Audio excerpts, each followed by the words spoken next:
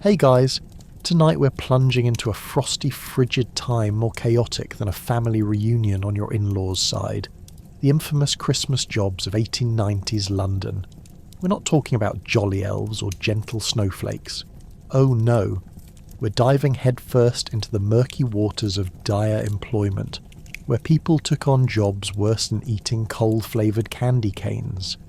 So, before you get cosy, do take a moment to like the video and subscribe if you genuinely enjoy the absurdity of history, and feel free to comment below on where you're tuning in from while we all wonder who decided to make Christmas a time for hardship rather than joy.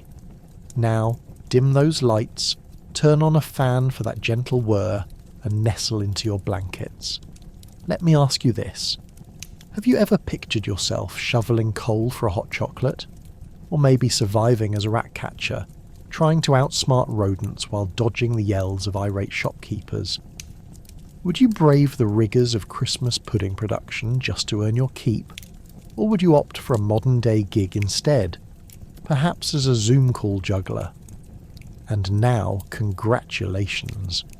You've just woken up in 1894 London, where the cobblestone streets are slick with a layer of muck. The air smells like a blend of roasted chestnuts and regret. And your job? Oh, just the most festive kind of miserable. Good luck. In the eyes of many, being a coal shoveler in 1890s London was like stepping into a living nightmare dressed as a jolly jaunt. You'd rise before the sun, dragging yourself through choked alleys, where the air was so thick with soot you could practically chew it. Your shovel, a glorified shovel-shaped weightlifting tool in a grime-filled gladiatorial arena against chilling cold and impending lung failure.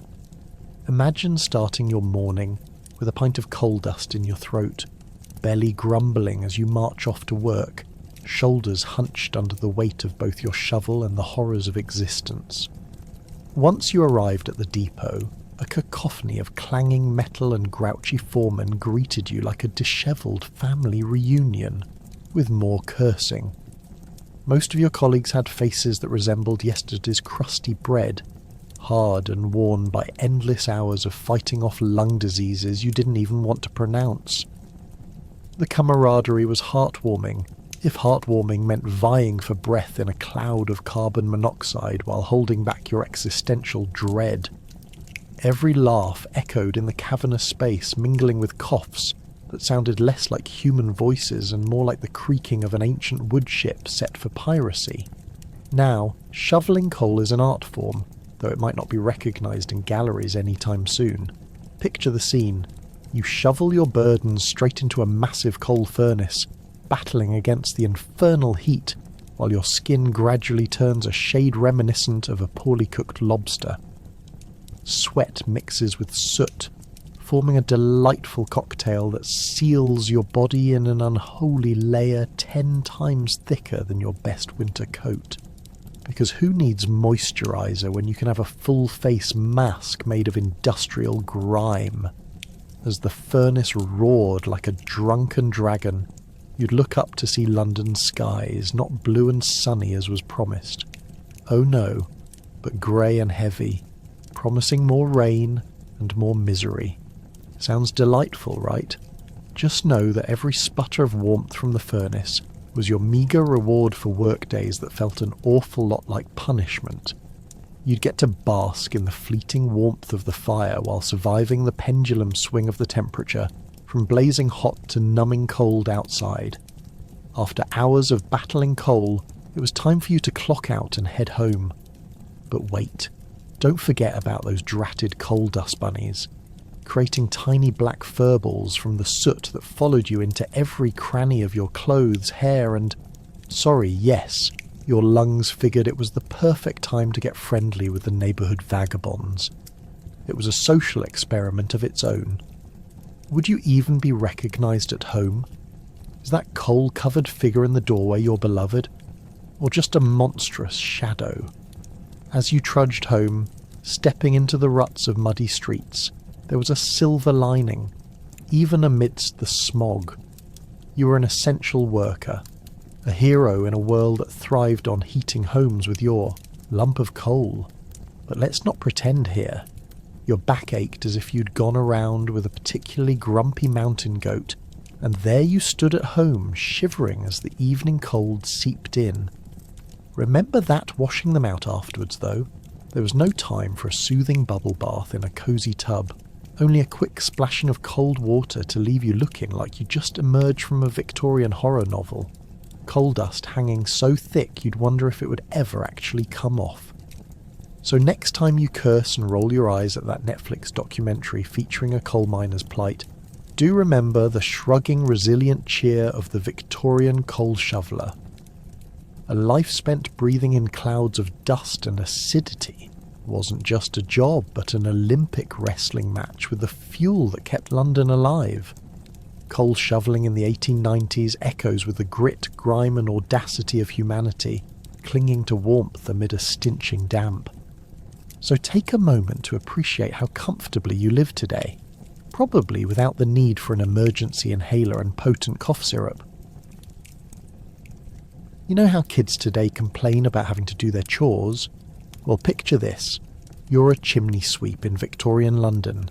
You're not just cleaning soot, you're basically spelunking through other people's filth while attempting to dodge the occasional sparking flame. Talk about a job that leaves you with a permanent cinders and sweat aroma that even the Queen's corgis would avoid. Your morning routine begins before dawn, awakening not to the gentle chirping of birds, but to the cacophony of a dingy alley, where the rats are more well-fed than you are.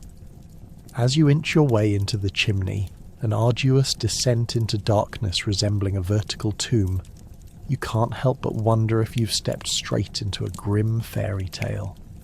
The ceiling seems to close in, while the walls cradle years of built-up soot. Your intuition begs you to double-check for the carbon monoxide, a silent murderer lurking in the shadows, ready to claim another life. What a thrilling profession, you think sarcastically, your heart racing faster than the time you were chased by a furious house cat for disturbing its afternoon siesta. But this isn't just any ordinary job. It's a test of your stamina, flexibility, and questionable decision-making skills. You crawl into the soot-filled abyss with a brush in one hand and a nervous prayer on your lips, while the other hand holds you steady like a clown trying not to tumble off a unicycle. Each stroke of the brush sends clouds of grime billowing toward your face, a delightful surprise effect that transforms you into a walking coal mine. Ever had a face full of ash? You'll taste it in your hair for days, a constant reminder that you may or may not be a blend of human and chimney. As you battle through layers of debris, hustling to keep one step ahead of the throbbing heat of a smouldering flue, you notice something peculiar. It's the odd sensation of not being alone. No, not ghosts, but rather the faint squeaks of friends, aka the rooftop mice who've taken residence now that they've recognised your weaker-than-usual countenance. You offer them an unintentional nod as if to say, "Help yourself to the crumbs of my dignity." After squeezing your way to the top, a deeper sense of accomplishment washes over you. You emerge into the light, but barely anybody notices, except for the neighbours' prying eyes, wondering why you look like a gangly half-cat, half-mouse hybrid covered in shadowy remnants. Fighting off your impending checkered fate, you briskly head off to the next house, muttering an inappropriate song about how being a chimney sweep just isn't what it's cracked up to be. At this point, it would be nice to think you get the reward you deserve, right? But no. The only reward in this line of work is the faint glimmer of hope that each brush stroke will lead to a surprise bin of coins, or perhaps the errant teapot falling from the house above. On the bright side, you do develop an exceptional knack for reading the weather and predicting which house might have the most stubborn soot. Surely that qualifies you for an honorary degree in chimney sociology. Once you're done, it's back to haggling with your boss, who resembles a cross between Scrooge and a somewhat confused tabby cat, for your measly pay. You describe your harrowing adventures while he sips his tea, utterly unconcerned with the day's dangers. "Good lad," he'd say, patting your back with a condescending smirk. "Always room for improvement on those soot standards." As the sun sets on yet another day spent covering every inch of London architecture with your remnants, you dream not of sugar plums, but of decent sanitation. Perhaps a smoke-free chimney is merely a folly in a romanticised storybook world, but perhaps that world isn't one you'd mind cultivating. For now, as you bath yourself in the last dregs of warmth from the fire you just cleaned, remember, every nibble of ash inhaled has prepared you for a life of dust and remnants, all part of the absurd theatre of being a chimney sweep in a world that expects nothing less. So, while you attempt to wash off the cinders and sweat aroma you've acquired, spare a thought to the holiday celebrations of the wealthy. They are stuffing their faces with hearty food, while you endure the daily freeze of a cleaner's penance, and who knows, next year they might finally invent shirts that hide the soot. But all we really desire, of course, is a safe living space free of falling debris and an unsung anthem of "We don't want to die." And that, dear friend, is a wrap on a day in the life of a chimney sweep, battling grime by day, only to slip back to the shadows each night, dreaming of ceilings that don't close in quite so quickly. Turkey wrangling just before Christmas, where the goal is to round up these plump birds for feasts no one can afford. And trust me, it's not like a gentle petting zoo. These are turkeys with attitude, and in a market bustling with festive chaos, you'll have feathers in your hair and an absurd hope that the gravy boat will somehow raise your status in life. Picture yourself in the heart of Victorian London, navigating a sea of shoppers like a tiny rowboat, bobbing through stormy seas. The air is thick with the sweet, pungent aroma of roasted chestnuts and the not-so-delightful scent of inadequately hidden refuse, blending together into that delightful "I've made a poor choice" perfume. You're armed not with any festive cheer, but with a wooden staff that resembled something a shepherd would use in more sensible circumstances. Instead of guiding sheep, though, you find yourself attempting to corral the most obstinate creatures known to man, turkeys that have somehow conspired against you. They strut around like they own the block, puffing out their chests as if they've just won the poultry lottery. Good luck trying to catch one. These birds are quicker than a kid running from a surprise hug and twice as slippery. On tiptoe you dart after them, dodging myriad feet from passers-by who are blissfully ignorant of your plight. You're diving and dodging through the crowd, flapping your arms wildly in an attempt to simulate flight, while making unintelligible sounds that you pray resemble a turkey's mating call. Spoiler alert, they do not. Each time you gain ground, one of these feathered fiends gives you a look that practically yells, "Catch me if you can," as if they were trained not just to escape, but to taunt and mock. And just when you think you've finally gotten a hold of one, it reveals its true nature, a delightful combination of squawking rebellion and an overwhelming urge to shed feathers all over your finest coat. Congratulations. You now look less like a turkey's saviour and more like a walking feather duster. It's the hallmark of a real Christmas miracle. There's no shortage of laughter, but can you scrape together enough coins for a cup of soup afterward? Now, given the joy of wrangling these ungainly creatures, let's not forget the sanitation factor. Your hands are in constant contact with swooping wings, slippery feathers, and let's not even touch on the mud from someone's persistent horse that selflessly made a point of stopping for an extended bathroom break. Turkeys have no qualms about replacing your sense of personal space with their awkward waddle and lack of toilet training. As a result, one can only wonder how many different unsanitary elements might be seeping through your clothing as you engage in what feels more like an animal rights violation than a festive prep. Then there's the matter of competition. Ah yes, the holiday hustle and bustle isn't only upon the flocks but among turkey, Wranglers too. You've got rival vendors lurking in the shadows, gifted in the art of turkey theft without the added drama of feather flinging. One minute you're huffing through the market with your feathery prize, and the next you see a rival swoop in to pilfer it from your hands. You'd think they were handing out Christmas bonuses for vanquishing turkey wranglers. Good luck arguing. Nobody wants to hear about your dignity when they're hungry enough to gnaw on old leather. As the day drags on and your energy levels wane, the cries of "Get your turkey here" feel increasingly desperate, like you're directing a lovably disastrous performance of a Victorian Christmas play that nobody actually came to see.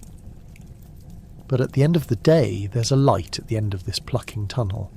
Once unceremoniously handed over to the excited housewife or baker, newly decorated with garlands and glowing promises of the feast, you can finally lift your head up high and breathe a sigh of relief. That's right, you did it. You caught a turkey. It might be spitting on you and covered with more undesirables than a muck-ridden alleyway, but that's Christmas spirit right there.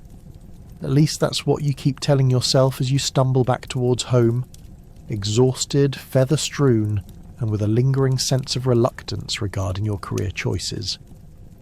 Perhaps next year turkey wrangling will be replaced by something that smells vaguely better and allows you to keep your dignity intact. Now, that's a Christmas wish worth keeping, alongside your ever-growing collection of turkey feathers.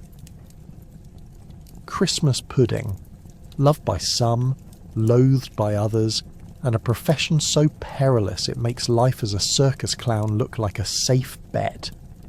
Imagine sweating buckets over a cauldron of mysterious goo that could double as your next science experiment. Stir with no safety goggles and pray it doesn't bubble up like the last failed attempt at holiday cheer. Picture it. You're in a cramped kitchen surrounded by boiling pots of fruit, alcohol, and mysterious spices that might just knock you out quicker than a bad mulled wine. Your apron is stained with more ingredients than a toddler's painting, and you're pretty sure that one of those plump raisins just gave you a dirty look. As a pudding maker in 1890s London, your job is to craft a dessert so rich that it could put Ebenezer Scrooge in a festive mood, at least until he finds out how much it cost him. You wouldn't dare skimp on sugar, and heaven help you if the currants aren't in season. That's a recipe for disaster, both as a pudding maker and as a member of society. The air is thick with the scent of spices, mingled with sweat and impending despair. For many, this isn't just a job, it's a veritable survival test. Families expect their Yuletide pudding to arrive at the table looking like a glossy magazine cover, while you're over here just hoping it doesn't explode from a reaction to poorly sourced baking powder. There's no YouTube tutorial to help. Only the age-old wisdom passed down from confused relatives who tried to kill the family tradition. Twice. And let's not forget about the cooking methods. Unlike the regimented, heat-controlled stoves of today, you're stirring that pot over a fiery kitchen hearth, where flames can easily morph into a small inferno with the slightest lapse in concentration. Did you think you could take a momentary break to check the Christmas tree for squirrels? Think again. You'll be on the floor, dodging embers while your pudding tries to escape its pot. Let's be real. The sheer chaos of it all makes you wonder why you signed up to be the pudding expert in the first place. Your income will barely cover the cost of ingredients, but the promise of dazzling holiday cheer and glowing customer smiles is what keeps you slinging those bowls of batter, even while questioning your life choices. Now comes the next challenge, the dreaded wrapping. Once baked to, hopefully, some semblance of perfection, each pudding is wrapped in cloth, tied with twine, and then boiled a second time to seal in the flavour. It's like a medieval game show contest meets an Iron Chef competition, minus the prizes and plus the seething dread that you might be serving this to someone's grandmother, who's already on medication for something she shouldn't have been eating anyway. Your back aches as you hoist the heavy steaming puddings from one pot to another. your fingers trembling like a hapless jellyfish caught in a tidal wave. And then there come those final moments of truth when you're faced with the task of presenting your creations. Will Madame Hargrove's pudding burst into flames like a holiday bonfire? Will the Johnsons throw it out the window during their family festivities? You dread the responses from the customers, which could range from admiration to outright accusations of witchcraft. Some days you can almost hear London laughing as you heave your last batch into the hands of a messenger boy, praying that they don't trip on a cobblestone and send them flying through the street like a pastry projectile. There's no worse nightmare than seeing your hard work splattered against the walls of a pub, half-eaten by a stray dog who now has chocolate stains all over its snout, as if it were judging your life's work. Even worse, the critics.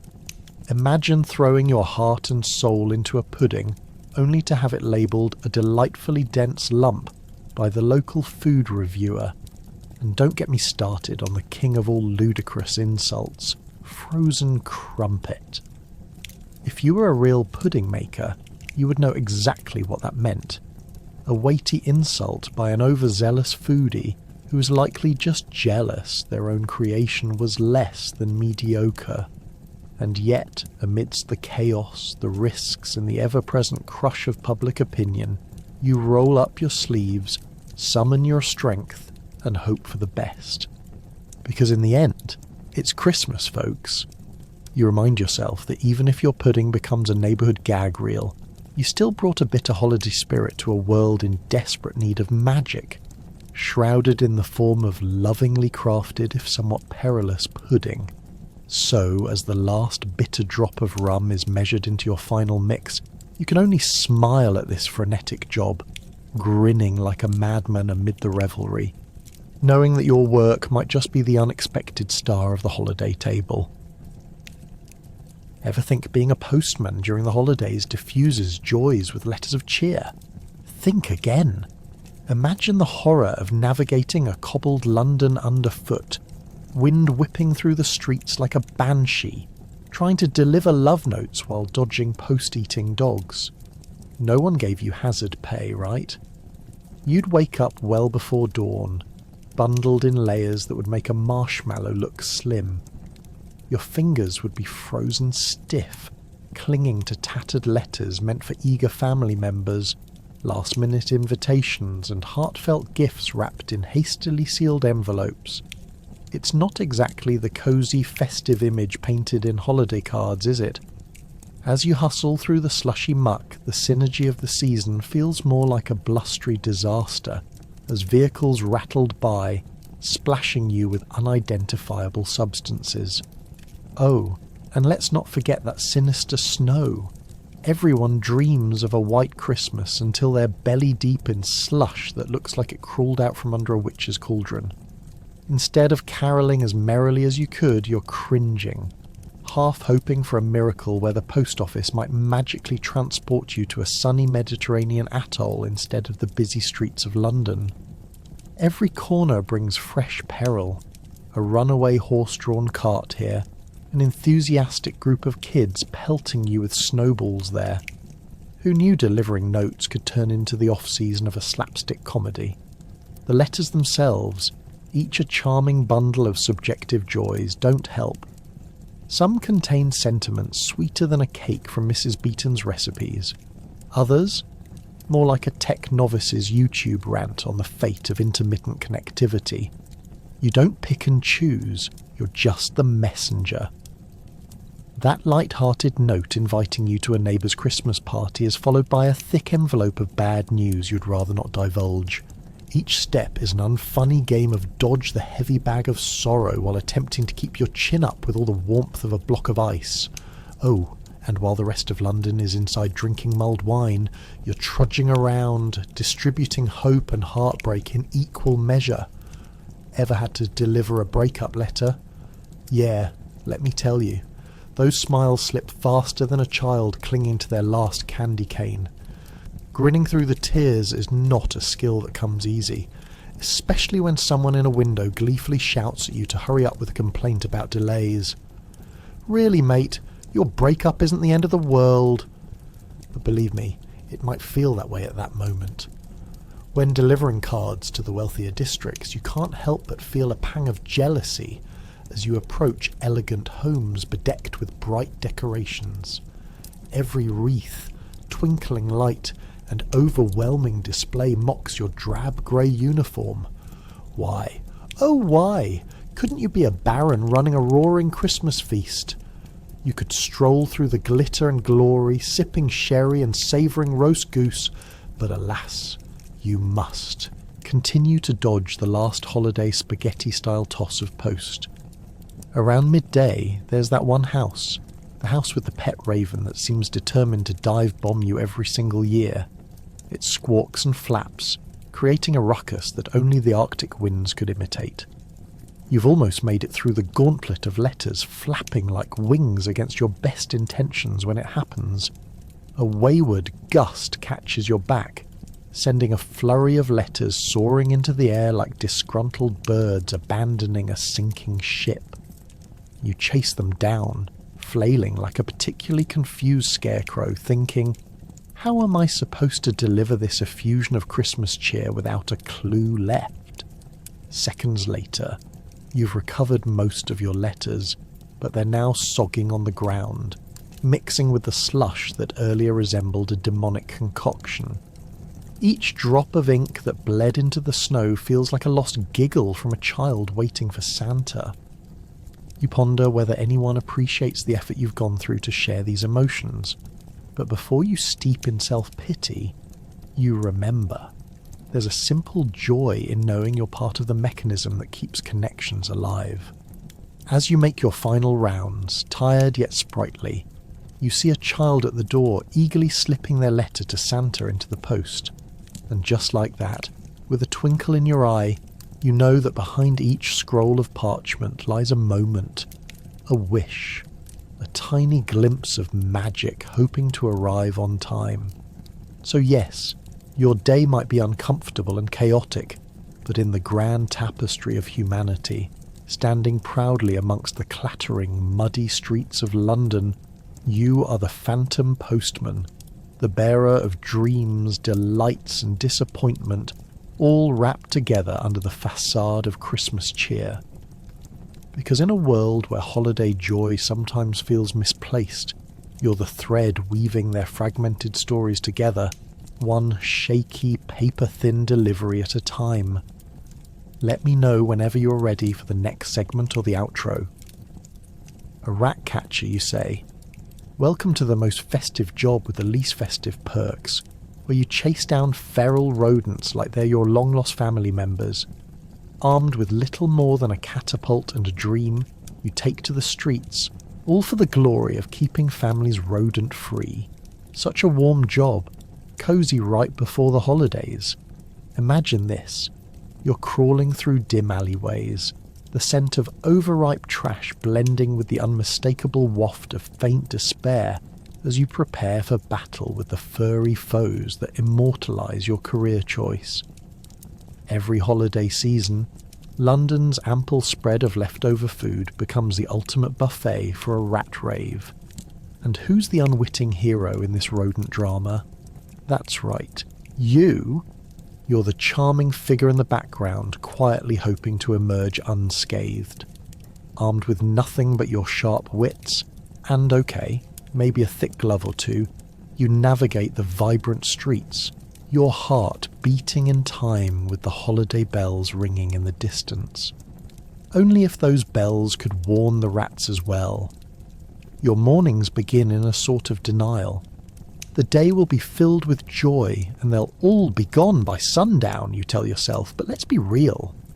You're more likely to encounter a colony of especially crafty creatures who think your plan involves crafting rat-sized holiday hats out of stolen stockings and running rampant on their own version of Christmas.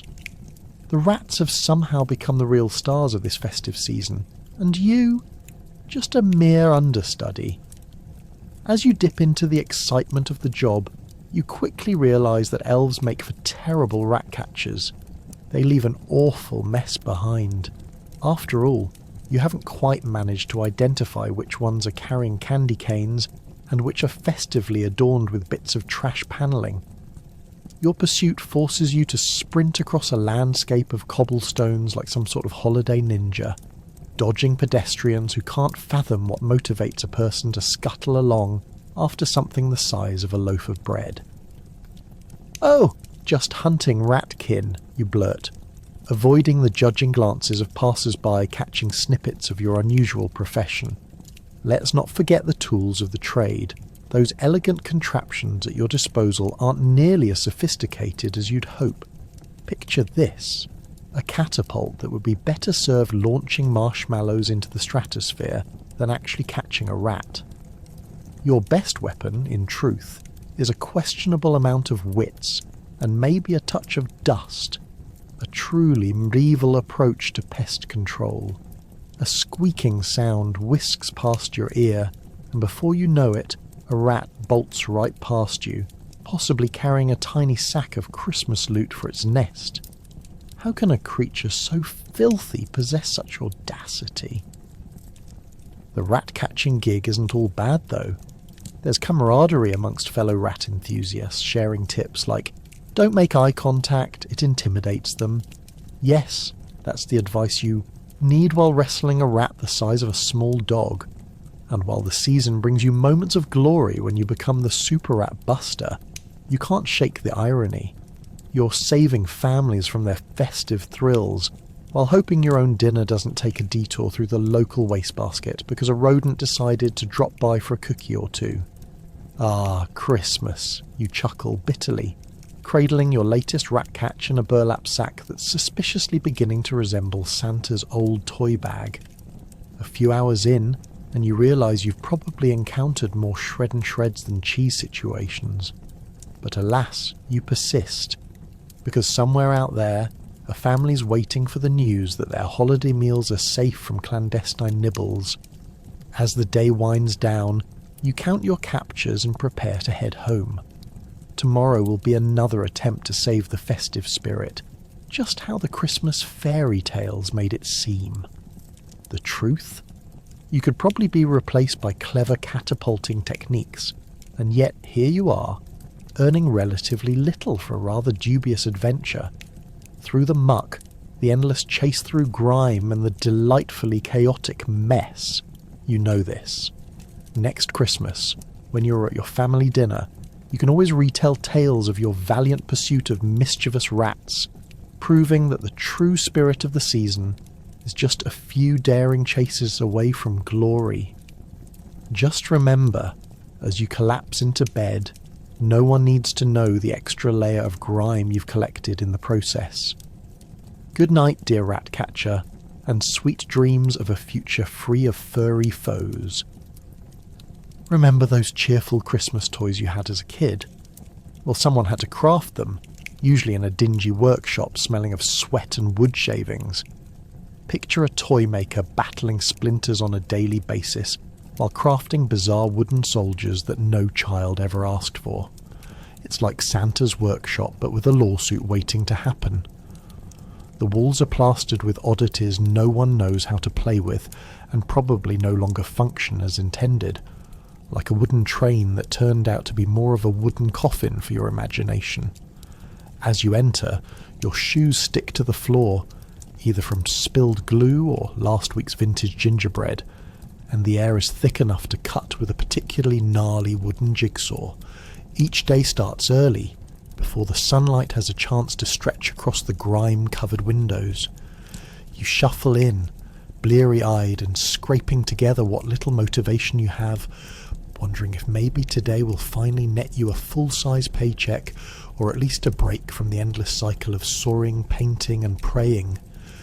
None of the kids run off with the dangerously jagged edges of your toys. Children had a knack for choosing the pointy ones, of course, and you had to witness the horror as excited little hands turned potential playtime into a traumatic injury waiting to happen. Is it too late to become a chimney sweep?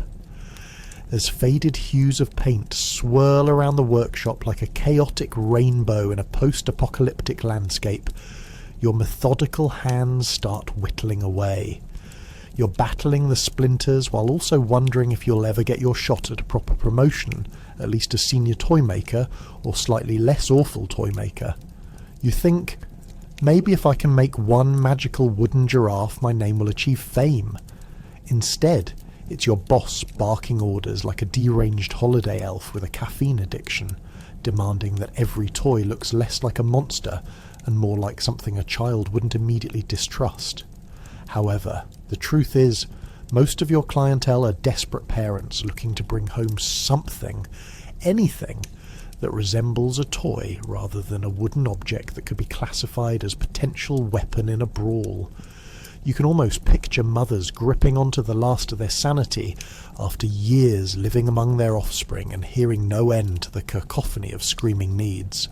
"Just take this wooden doll," you'll plead as they pass by, praying they won't scrutinise your more experimental designs, fearing they'd skirt the thin line of acceptable.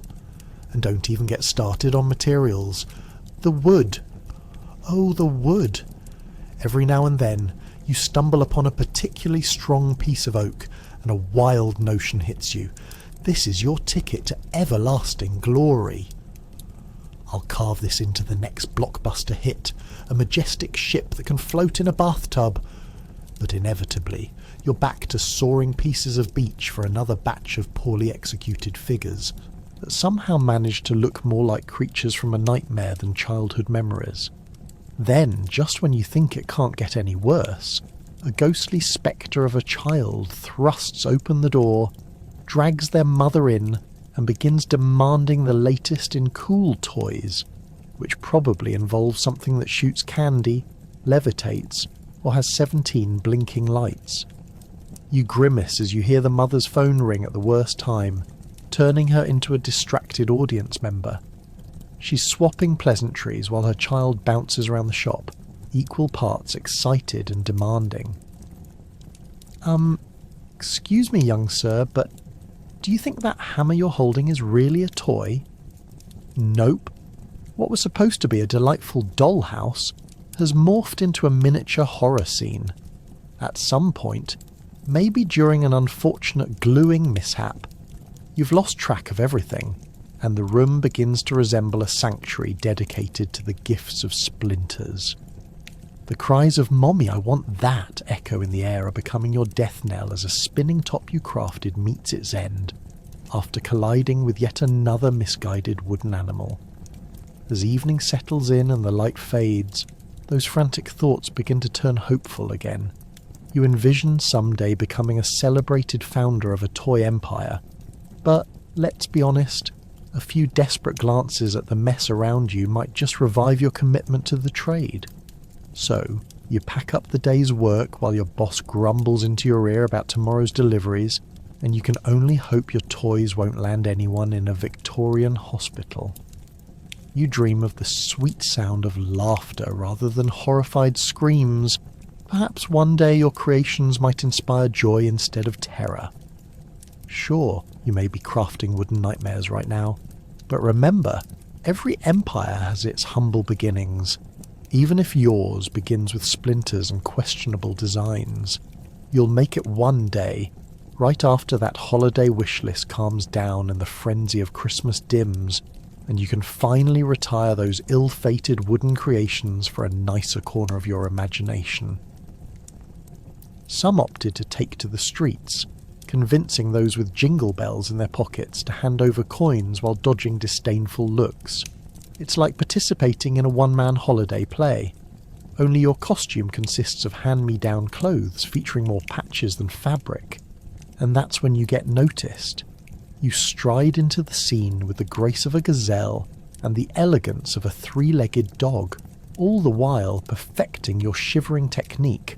I mean, nothing screams, "Give me money," more than the impressive performance of someone trying to stay warm. The streets, lit by dim gas lamps, twinkle with the charm of a Dickensian Christmas, and you, the eager amateur Santa, are ready to earn your keep. You can hear the joyous laughter from well-dressed families passing by, loaded down with parcels and the scent of fresh-baked Yule logs wafting from bakeries nearby. The aroma would make any normal person giddy, But for you, it's a mix of envy and determination, as your stomach groans louder than the street musician playing Silent Night for the 15th time. You've got a heartfelt pitch ready, and there's no time like the holidays for a rousing sob story about your mother falling on hard times after tripping over a rogue reindeer during her last shopping spree. The blend of truth and embellishment is masterful. It's like claiming you fought a lion when all you really did was argue with a cat. But don't worry, you've got your trusty old prop, a ragged, tattered Santa hat balanced precariously on your head. It's more of a sad decoration than headwear, a tribute to the old holidays when things were perhaps a notch less grim. With each coin tossed in your direction, you can almost hear the distant jingles of hope, albeit more of a muffled clinking than melodious tunes.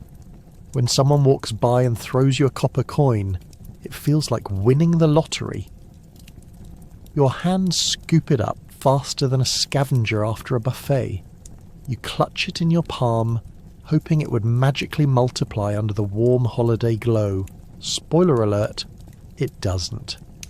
As you settle into your concrete throne, aka the cold, unyielding street corner, you perfect your pity me expression. It's a blend of vulnerability and earnestness, designed to crack even the hardest of hearts, or, at the very least, distract someone from their steaming mug of mulled wine. But here's the kicker. While you're out there imploring strangers for kindness, do you ever wonder if any of these jolly folks on their way to festive feasts have ever paused to reflect on their good fortune? Probably not. They tend to look right past you as if you were nothing more than a lump of coal they accidentally stepped on. Suddenly a child approaches, spurred on by parental urging. The tiny hands reach into a pocket filled with shiny copper coins that look like rainfall to you. But just as hope begins to spark, the parent yanks the child back, nodding furiously. "No, dear, don't. Give to that beggar.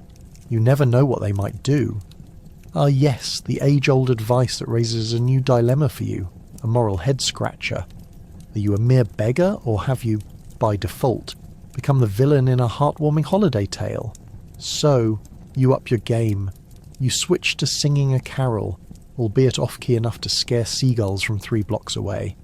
Your voice is a unique mix of a cat being bathed and a banshee at a karaoke night. It's terrible, but who doesn't love a good laugh? Especially at your expense. During this melodious debacle, you manage to catch the eye of a kindly old lady in a frayed wool shawl. She drops a coin into your outstretched palm, giving you a spark of what could be hope, or at the very least a chance to snag a warm pie later. Yet the reality of your performance doesn't come without its pitfalls. Other beggars eye you with thinly veiled disdain. They're established street stargazers, plotting their performances like master chess players. Your clumsy charm is an affront to their long-term strategies. After all, it's competitive out there, and the holidays roll in with a heavy dose of desperation. As the sun dips below the jagged rooftops and the chill bites deeper through your patched layers, you'll find yourself wondering whether you'll ever be off this stage you didn't choose. But for now, you stay put, a glorified holiday statue awaiting the next coin, a spark of hope that this dreadful job could one day lead to something better, like a full belly and a warm place to sleep. It's the reality of being the unwanted Santa. Virtually no recognition, no thank yous, just pure survival, wrapped loosely in the guise of holiday cheer. And who knows, perhaps in the spirit of the holidays, one of those jingle bell carrying folks will leave a little kindness in your hat after all. The fruit you stuff into your mouth during Christmas pudding, someone had to risk frostbite chasing them into the wild. As a berry picker, you'd face the loathsome cold, clamber over brambles and, surprise, fight off angry birds who believe they have an exclusive claim to your potential earnings. 'Tis the season to send someone to the hospital for a berry. Now imagine this. You wake up pre-dawn, barely scraping yourself out of bed like a grumpy toddler. Winter's frosty breath kisses your cheeks, and you unwrap yourself from a blanket that has been your only friend through a brutal night. Your boots? Oh, they resemble something straight out of a costume store's off-putting horror section, cracked and full of holes. They will not be your allies today, just like the rest of your shivering body. Your only breakfast? Maybe a stale crumpet or two, if you can keep it down between the thought of battling the elements to hunt for those elusive berries. Once you stumble outdoors, your first challenge emerges. You're greeted by a landscape that can only be described as it's gonna be a long day. The ground is slick with mud, and as you squelch along like a shipwrecked pirate, you silently question your life choices. Why berries, you ask? Because somehow someone convinced you that harvesting berries was a noble enough profession, or maybe you were just desperate for cash during the holiday season. Not that anyone in 1890s London cared a whit about your financial struggle. The bushes you seek are brambles, which, ironically, are nature's way of saying, "How badly do you want these berries?" The sharp thorns seem to reach out to you as if trying to grab your very soul, and perhaps your shirt. Ah, yes, just one more scratch, please. The bush seems to cackle, ensuring you share a little pain just for the pleasure of harvesting its precious fruit. You dive in underneath the brambles, risking laceration like a contestant on some gothic survival show. At least you could have worn gloves. But alas, dignity costs money, and so mortification it is. Of course, the treasure you seek is not free from its own form of transportation. Let's just say that every berry has a tiny, indignant bird defending it. Enter the guardians of the berry, thieving, aggressive types that would rather dive-bomb your head than share their spoils. Hawks screech in the distance, and the occasional flock of crows seems to hold a grudge against any human intruder. "These berries belong to us!" they cry as they prepare to execute a strategic aerial assault. It's a peculiar sight, really. Picture yourself ducking and weaving, swatting away angry birds like you're practicing for a bizarrely specific Olympic event. You really wish you could have just brought a ladder to pick from the tops. Instead, you find yourself scrambling to grab a handful of berries while trying not to look like a lunatic. How delightful. It's like performing an interpretive dance with nature's wrath while doing your best to accomplish some level of berry harvesting without succumbing to defeat. And at last, you may find yourself with some berries. You can't help but feel pride swell within you as you triumphantly clutch your bounty. At least I'll show up to market today with something, you think. But uh-oh, hold on a minute. An overly zealous cowpoke from the neighbouring district ambles toward your chosen gathering spot. And so, as the threat of confrontation looms, you quickly toss a few berries into your mouth to avoid outright shame in front of the champion berry slinger. Your stealth has paid off for a moment, but it feels like living among the avaricious beasts of a Pepto-Bismol nightmare. With cold fingers and tired muscles, you finally gather a decent haul, provided you survive the day. Now comes the arduous trek home, lugging your hard-won treasure back while your feet feel like they belong to a disgruntled stone statue. When at last you arrive, and with frigid victory coursing through your veins, there is still the expectation of something joyful. Guess who'll get to contribute to the Christmas pudding with fresh berries over the sickly holiday rum? You! And so ends another glorious day of risky berry picking, one that barely made you enough to keep your bed warm in the first place. Who knew such a seemingly innocent endeavour could be filled with frostbite, hostility, and the never-ending quest for that sweet, sweet berry reward? The streets of London aren't really known for their cleanliness, especially not during the festive chaos. As a street cleaner, you would artfully dodge shoppers while wielding a broom more like a cricket bat. Your biggest achievement? Sweeping up refuse faster than the footfalls of excited shoppers and silently weighing the idea of running for mayor. You've been uniquely trained to slalom your way through the bustling crowds, all while meticulously juggling a spade, a dustpan, and an ever-expanding collection of muck that would make even the most daring of men shudder. Picture it. London, December 1894. The air tingles not just with the chill of winter, but also with the distant smell of roasted chestnuts and the close aroma of, well, let's be real, a lot of other things too. As you sweep through the streets littered with the remnants of over-enthusiastic celebrations, you might find yourself wondering how something called a Christmas spirit could smell so dreadfully like body odour, stale beer and questionable meat pies left behind by hungry revellers. Your daily route takes you past vendors shouting about their wares, their voices barely covering the symphony of complaints as shoppers tumble over each other, all while clutching parcels bigger than their own kids. And then there are the festive decorations. Isn't it charming how the city glitters with a sugar-coated elegance that can only be appreciated from a distance? Up close, you get to witness how those twinkling lights are intertwined with a veritable blanket of discarded wrapping paper, half-eaten gingerbread men, and the occasional shoe. Yes, a shoe. Who knows where that thing came from? All you know is it's sticking to your broom and throwing off your entire rhythm. What's that old saying? A clean street is a happy street. Well, your broom would definitely disagree. As you navigate the increasingly problematic maze of human activity, your thoughts drift to the rumour that has been circulating among your fellow refuse fighters. They say that the streets have secrets of hidden wealth buried beneath the layers of grime and muck. Will you discover a lost gold coin or a long-forgotten patron's gift? Nope. Instead, you're more likely to unearth an old boot or, dare you hope, a slightly soggy top hat, ideal for some poor unfortunate soul wishing to redeem his Christmas party look.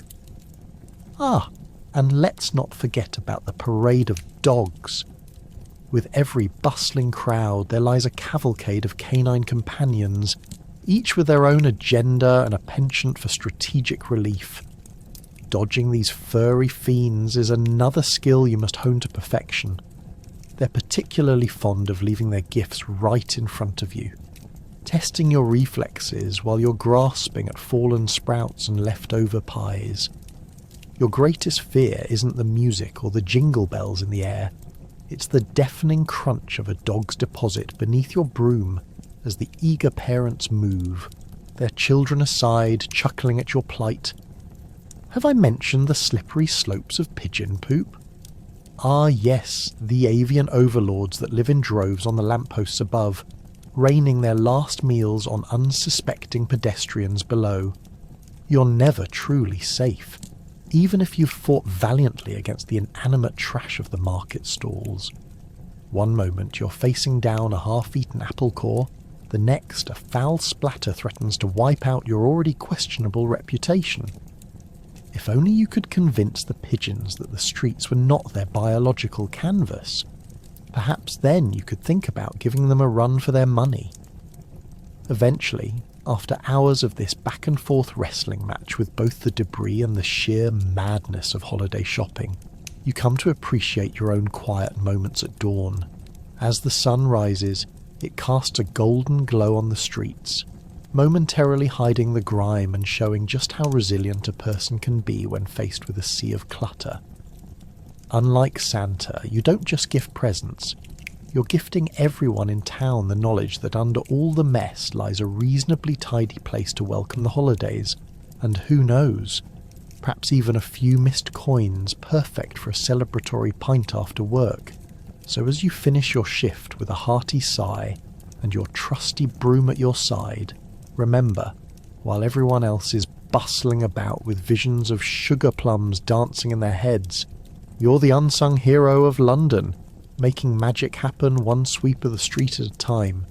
While dreams of glory might be for the politicians, your legacy, it's swept clean, under the cobbled streets where the gleaming lights can reflect not just on the city's courage, but also on the indomitable spirit of someone who couldn't care less about glory, just a good night's sleep after clearing the chaos away.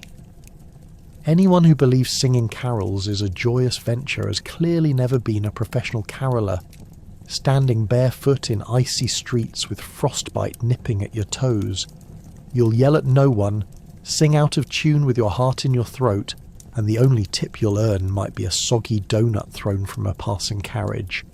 You'd bundle yourself in every threadbare garment you own, resembling a walking laundry pile more than a festive singer, but that's how you survived the holidays, as a living advertisement for discomfort.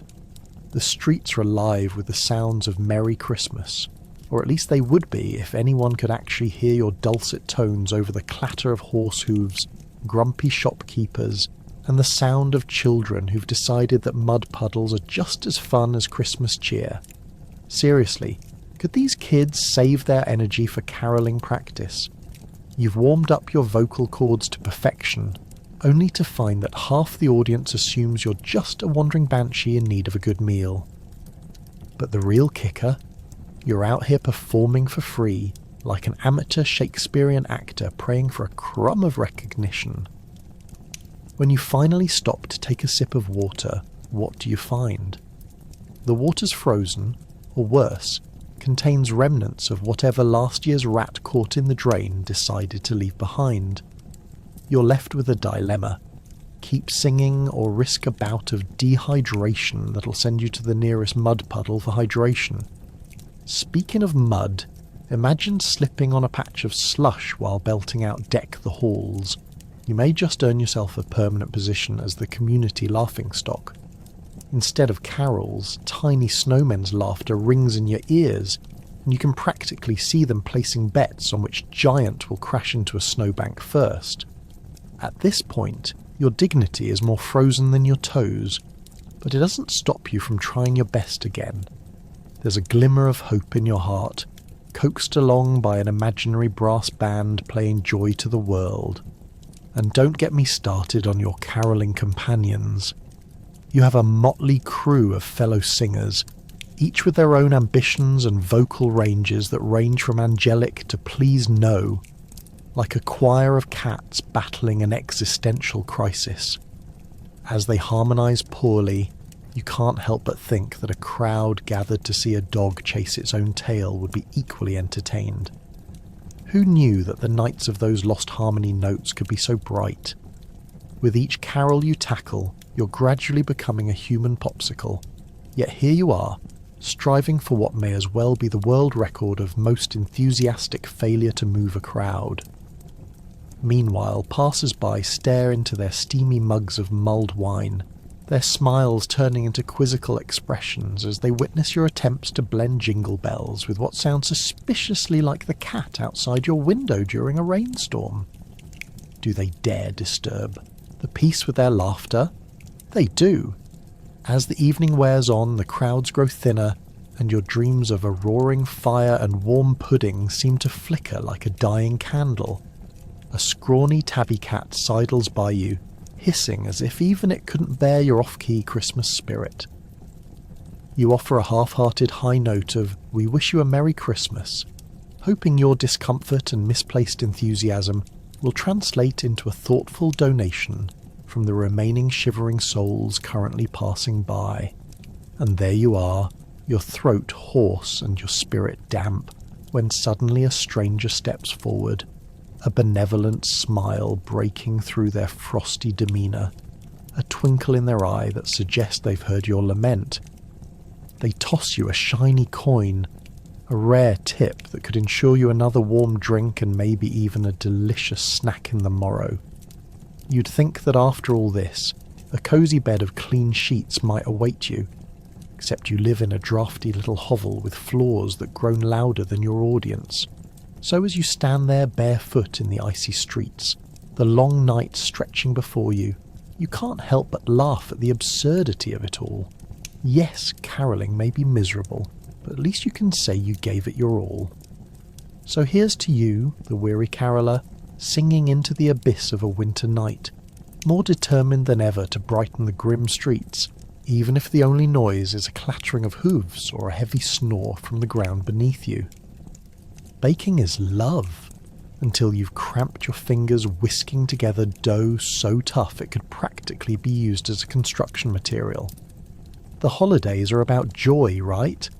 Unless you're forecasting how quickly you can mix together a bulk batch of holiday biscuits without bursting into tears over burnt edges and icing that behaves like a shy child. Picture yourself in a cramped, dimly lit bakery, the air thick with the scent of ginger, nutmeg, and what you hope isn't a hint of despair. The only warmth radiating in the room comes from the stoves, and you, the unappreciated baker, are caught in a battle with dough that fights back harder than any holiday shopper. You're elbow deep in flour, which seems to be the only consistent element of your existence at this chaotic time. Flour dust coats not only the counters, but also settles like a sad snow on your hair and shoes.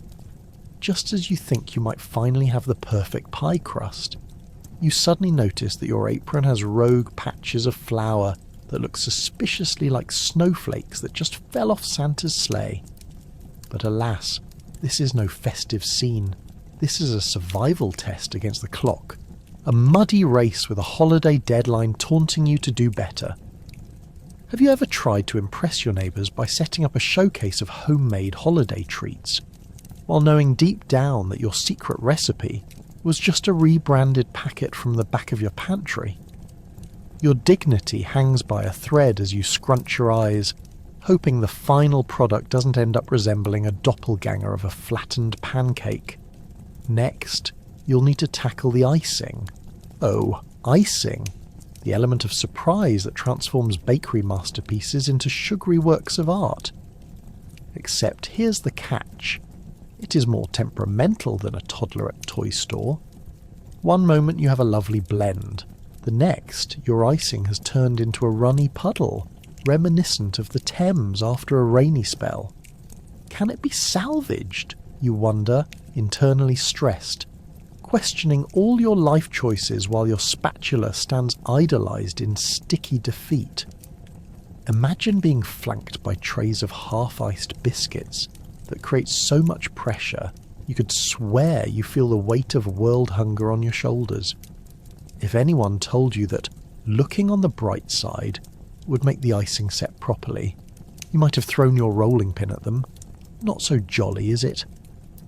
But there's always that moment of truth, the magical instant when you pull a tray out of the oven, proud as a peacock. Until you bask in the scent of these fresh, golden brown delights, when suddenly the sight of them smacks you in the face with a dose of reality. Did you measure your sugar correctly or simply guesstimate? The smell wafts around you like a sweet reminder of your questionable life decisions, and you brace yourself for the verdict. Will they crumble with a gentle touch, or have you unwittingly created medieval-style bricks that could fortify a church, wall?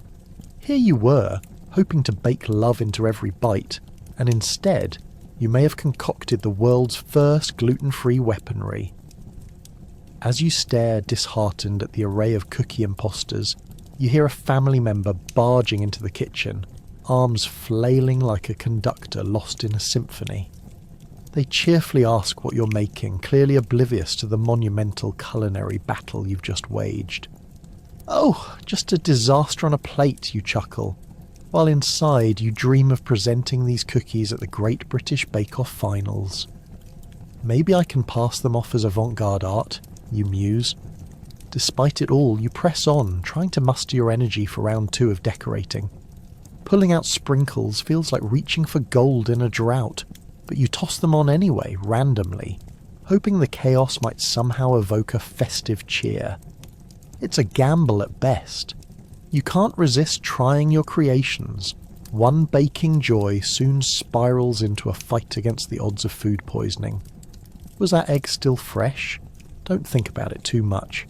And as the last batch cools, you realise it's time to package them, toss them in boxes, and present them to friends and family as tokens of your determination or perhaps homemade forms of self-deprecating humour. Who knows? Either way, by the end of the season, as you stand among your glorious failures, covered from head to toe in flour, a soft smile breaks on your face. You might not have made the perfect Christmas cookies, but you baked a mountain of memories, laughter, and perhaps slightly overcooked joy. And that, dear listener, is what makes you the bravest of all holiday bakers, even if the holiday cheer is primarily clothed in uncertainty and half-baked creations. Ah yes, the festive season. The only time of year when being a pickpocket could plausibly earn you a spot on Santa's nice list, if there's such a list. You'd weave through crowded streets with nimble fingers, only to find you're more likely to pick up the wrong coin purse, and as clients' festive cheer turns to rage, well, let's just hope you can run. You'll find yourself navigating throngs of shoppers, their eyes gleaming with holiday frivolity, blissfully unaware of your devilish motives. The air buzzes with laughter, cheer, and the smell of roasted chestnuts, all of which would definitely distract any casual observer from the slippery digits working their way into an unsuspecting woman's satchel. As you slip between jovial carolers and overzealous children, your heart beats as fast as the clattering hooves of horses pulling festooned carriages. Each moment is a dance, and you, my friend, are the lead. Your senses are heightened, picking up shouts of laughter, the clinking of coins and the crunch of snow underfoot. Yet, beneath it all, you're hyper-aware of the fact that one mistimed move may earn you a bouncer's wrath, or worse, an earful from Mrs. Pettigrew, notorious for her steely grip and sass that would chill even the hardiest of souls. Ah, but you've got your routine crafted to perfection. It starts with the artful sidelong glance, a gracious manoeuvre that would put a prima ballerina to shame, and suddenly, there it is. The target. A stout gentleman with a shiny top hat, clearly too engrossed in a heated debate about the best Christmas pudding recipe to notice the light-fingered wizard a mere foot away. With a quick swipe, you plunge your hand into his pocket, fingers dancing around his coin purse like a cat teasing a mouse. What's this? The soft jingle of silver? A few notes? Suddenly you feel like Santa himself. If Santa were a dashing rogue with an eye for shiny trinkets. But before you can feel fully justified in your thievery, the world throws a curveball. You hear a shout, your instincts pinging faster than a horse-drawn cart on cobblestones. Hey you! A woman donning multiple layers of woolen petticoats has finally noticed the vanishing purse. Panic surges through your veins. It's a fight-or-flight moment. You spring into action, performing an intricate series of dodges and turns like a threadbare ballet dancer trying not to shred their costume. You duck between market stalls and past a vendor selling questionable meat pies, praying that your skill at obstacle courses in the backyard translates into flexible feline agility on cobbled streets. As you sprint away, the chaos morphs into a blur of scents and sounds. The pungent smell of hot sausages mingled with the wafting aroma of fresh bread assaults your nostrils, and just as you're about to celebrate your escape, a child appears, teetering with delight as she hugs a plush toy. You instinctively swerve to avoid her, and in doing so make a rather unfortunate decision. You trip over a wayward potato barrel. With a gasp, you tuck into a roll, miraculously popping back up on your feet and into the path of a very startled police officer. "Oi! You! What are you up to?" he bellows, his moustache twitching in indignation. This is where you tap into the art of diversion, a skill you mastered through years of practice. "Why, good sir," you exclaim, grinning harder than the village fool, "just helping the poor souls in need of an extra donation. Can't let a Christmas spirit go uncelebrated, can I?" Your charm is like a lifeboat in a turbulent sea, and for a moment you see a glint of confusion cross his brow. Then, as fortune would have it, An even louder commotion erupts 2 stalls down. An unfortunate food vendor has just launched a jar of pickles straight onto a pair of unsuspecting gentlemen, dressed in their Sunday best. The officer's eyes widen, and like a wild giraffe caught in a net, he turns to investigate this new distraction, not realising he's just relinquished a free-for-all opportunity for a certain slippery-fingered artist. With a grin, you slip back into the crowd, high on the exhilaration of the chase. As you rummage through your newfound spoils, a handful of coins and a fistful of semi-recently pilfered candies, you relish the thought of a warm fire awaiting you. After all, what other job during the holiday season allows for a warm supper paired with a delicious adventure? You can't help but chuckle at how this Christmas escapade may not be one for the history books, but certainly one for a cosy chat around firelight, where the glimmer of stolen silver will shine the brightest. Because let's face it, you didn't choose the pickpocket life, it chose you. And hey, if pickpocketing earns you a place on Santa's nice list, it might not be such a bad gig after all, at least until the next round of festive madness begins. Who doesn't dream of peddling potatoes at a market surrounded by the aroma of holiday delicacies? Picture the chaos as you hawk your tubers while more affluent folk mull over pastries, and your biggest competition is an over-enthusiastic vendor selling items that look suspiciously like a science experiment gone wrong. You set up your stall, eyeing the patrons with both hope and desperation. There's a little sign promising fresh, local potatoes in a font that could only pass as legible if you squint while standing about 5 feet away. But who can blame you? It's still the best marketing strategy you have, and those flowery, oddly shaped spuds are your livelihood.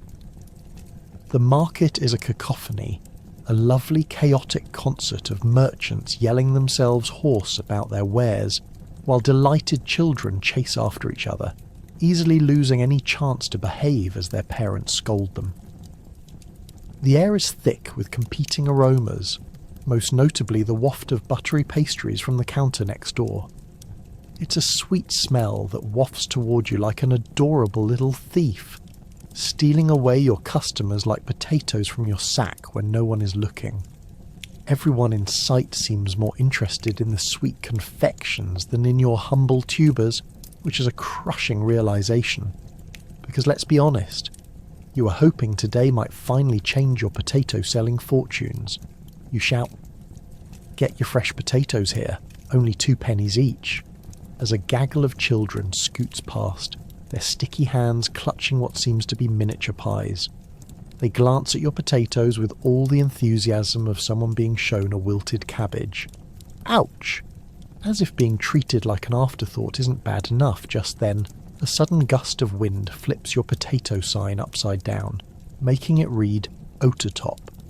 Yes, panic ensues. Imagine the bad review from the potato-loving community. A few elderly ladies nearby chuckle at you, their laughter ringing like bells of misfortune. There's nothing quite like being a side character in someone else's festive joy, is there? Despite the laughter, you muster your best sales pitch. Everyone loves a good discount. Buy 5 potatoes and I'll throw in an extra for free.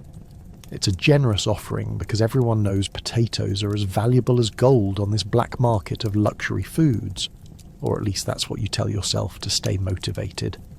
And your effort doesn't go entirely unnoticed. A gentleman with a beard that could double as a bird's home sidles up maliciously, eyeing your display of potatoes with an appearance that implies he may have already indulged a bit too much in that nearby bakery.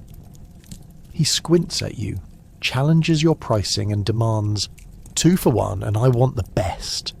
Speaking of interest, the way you approach the market being thrifty must be a grating mix of anxiety and excitement, matching the chaos around you. What if today is the day you finally sell enough potatoes to enjoy a pint of ale later? Your dreams fluctuate between potato success and the reality of being served nothing but cold soup at home again. You look to the sky as if wishing for divine intervention, but instead, droplets begin to fall. Rain. Surely not right now. The heavens cannot conspire against your potatoes this close to Christmas. As the clouds gather ominously overhead, you begin pitching smaller bags of potatoes as the perfect addition to any holiday stew. There's truth amidst the unrelenting swirl of chaos. Potatoes can indeed save the day, transforming any simple feast into something resembling a coherent meal. Glorious. A hearty nosh that would make even the most critical of the royal court nod in approval, assuming you can wrangle at least half of the clientele to show some interest in your humble fare. People pause, but only for a moment before the scent of the bakery overwhelms the air again, the pie is once more stealing the prize. Just as you feel that familiar mix of dismay and determination creeping back in, a cheerful mother with her struggling baby carriage approaches you. You brace yourself, ready to hear her thoughts on the glory of potatoes. "How much for 3? She asks, a hopeful glint in her eye. Your heart races. Finally. You smile brightly and respond, "Good choice. Only 5 pennies for the best deal in town." The moment feels monumental as you scoop those delicious potatoes into a burlap sack, acknowledging they will soon bring warmth to her home. You send her on her merry way, feeling victorious, even if, deep down, you know within the hour you'll be enduring the cold with an unsold sack of potatoes weighing heavier than your powerless aspirations. But hey, one sale at a time. And as you look around, witnessing the hustle and bustle of Christmas chaos, all the laughter, joy, and yes, the sweet singing of carolers in the distance, you realise maybe you're part of this wild tapestry too. Potatoes or no, you're right in the thick of London's seasonal madness, dancing on the precipice of potato fame one spud at a time. And who can say how much longer they'll last, right? So you push forth, hoping every clumsy attempt at potatoes may just lead to your victory over those pastries. Bring it on, Christmas. Being the underappreciated chef in a peasant household during Christmas is akin to cooking for a feast with a budget smaller than a shoelace. The challenge lies not only in prioritising ingredients, but in finding a way to make turnips look festive. Spoiler alert, it's grim, and no amount of bowing can save your reputation. Imagine waking before dawn, the chill creeping into your bones like an unwanted family member, and trudging to a pantry that resembles something out of a horror movie. You open the rickety door, a triumphant creak that echoes in the stillness, and are greeted by a single withered carrot peeking out from beneath a pile of mouldy straw. The air smells faintly of despair and the unfortunate remnants of last week's mushroom stew. You longingly think back to the glorious Christmas feasts of your dreams, plump roast duck drizzled with honey, golden potatoes, and rich gravies. Instead, your reality is a biannual turnip extravaganza, garnished with last year's hope. Ever tried to carve a turnip into a snowman? No? You'd be shocked at how quickly a vegetable can become a Picasso of mashed despair. As you begin your culinary journey, you can almost hear the neighbours whispering about your attempts at festive cooking. "Did you see what this Smith served last year? Haggis," they'd remark. "Delightful."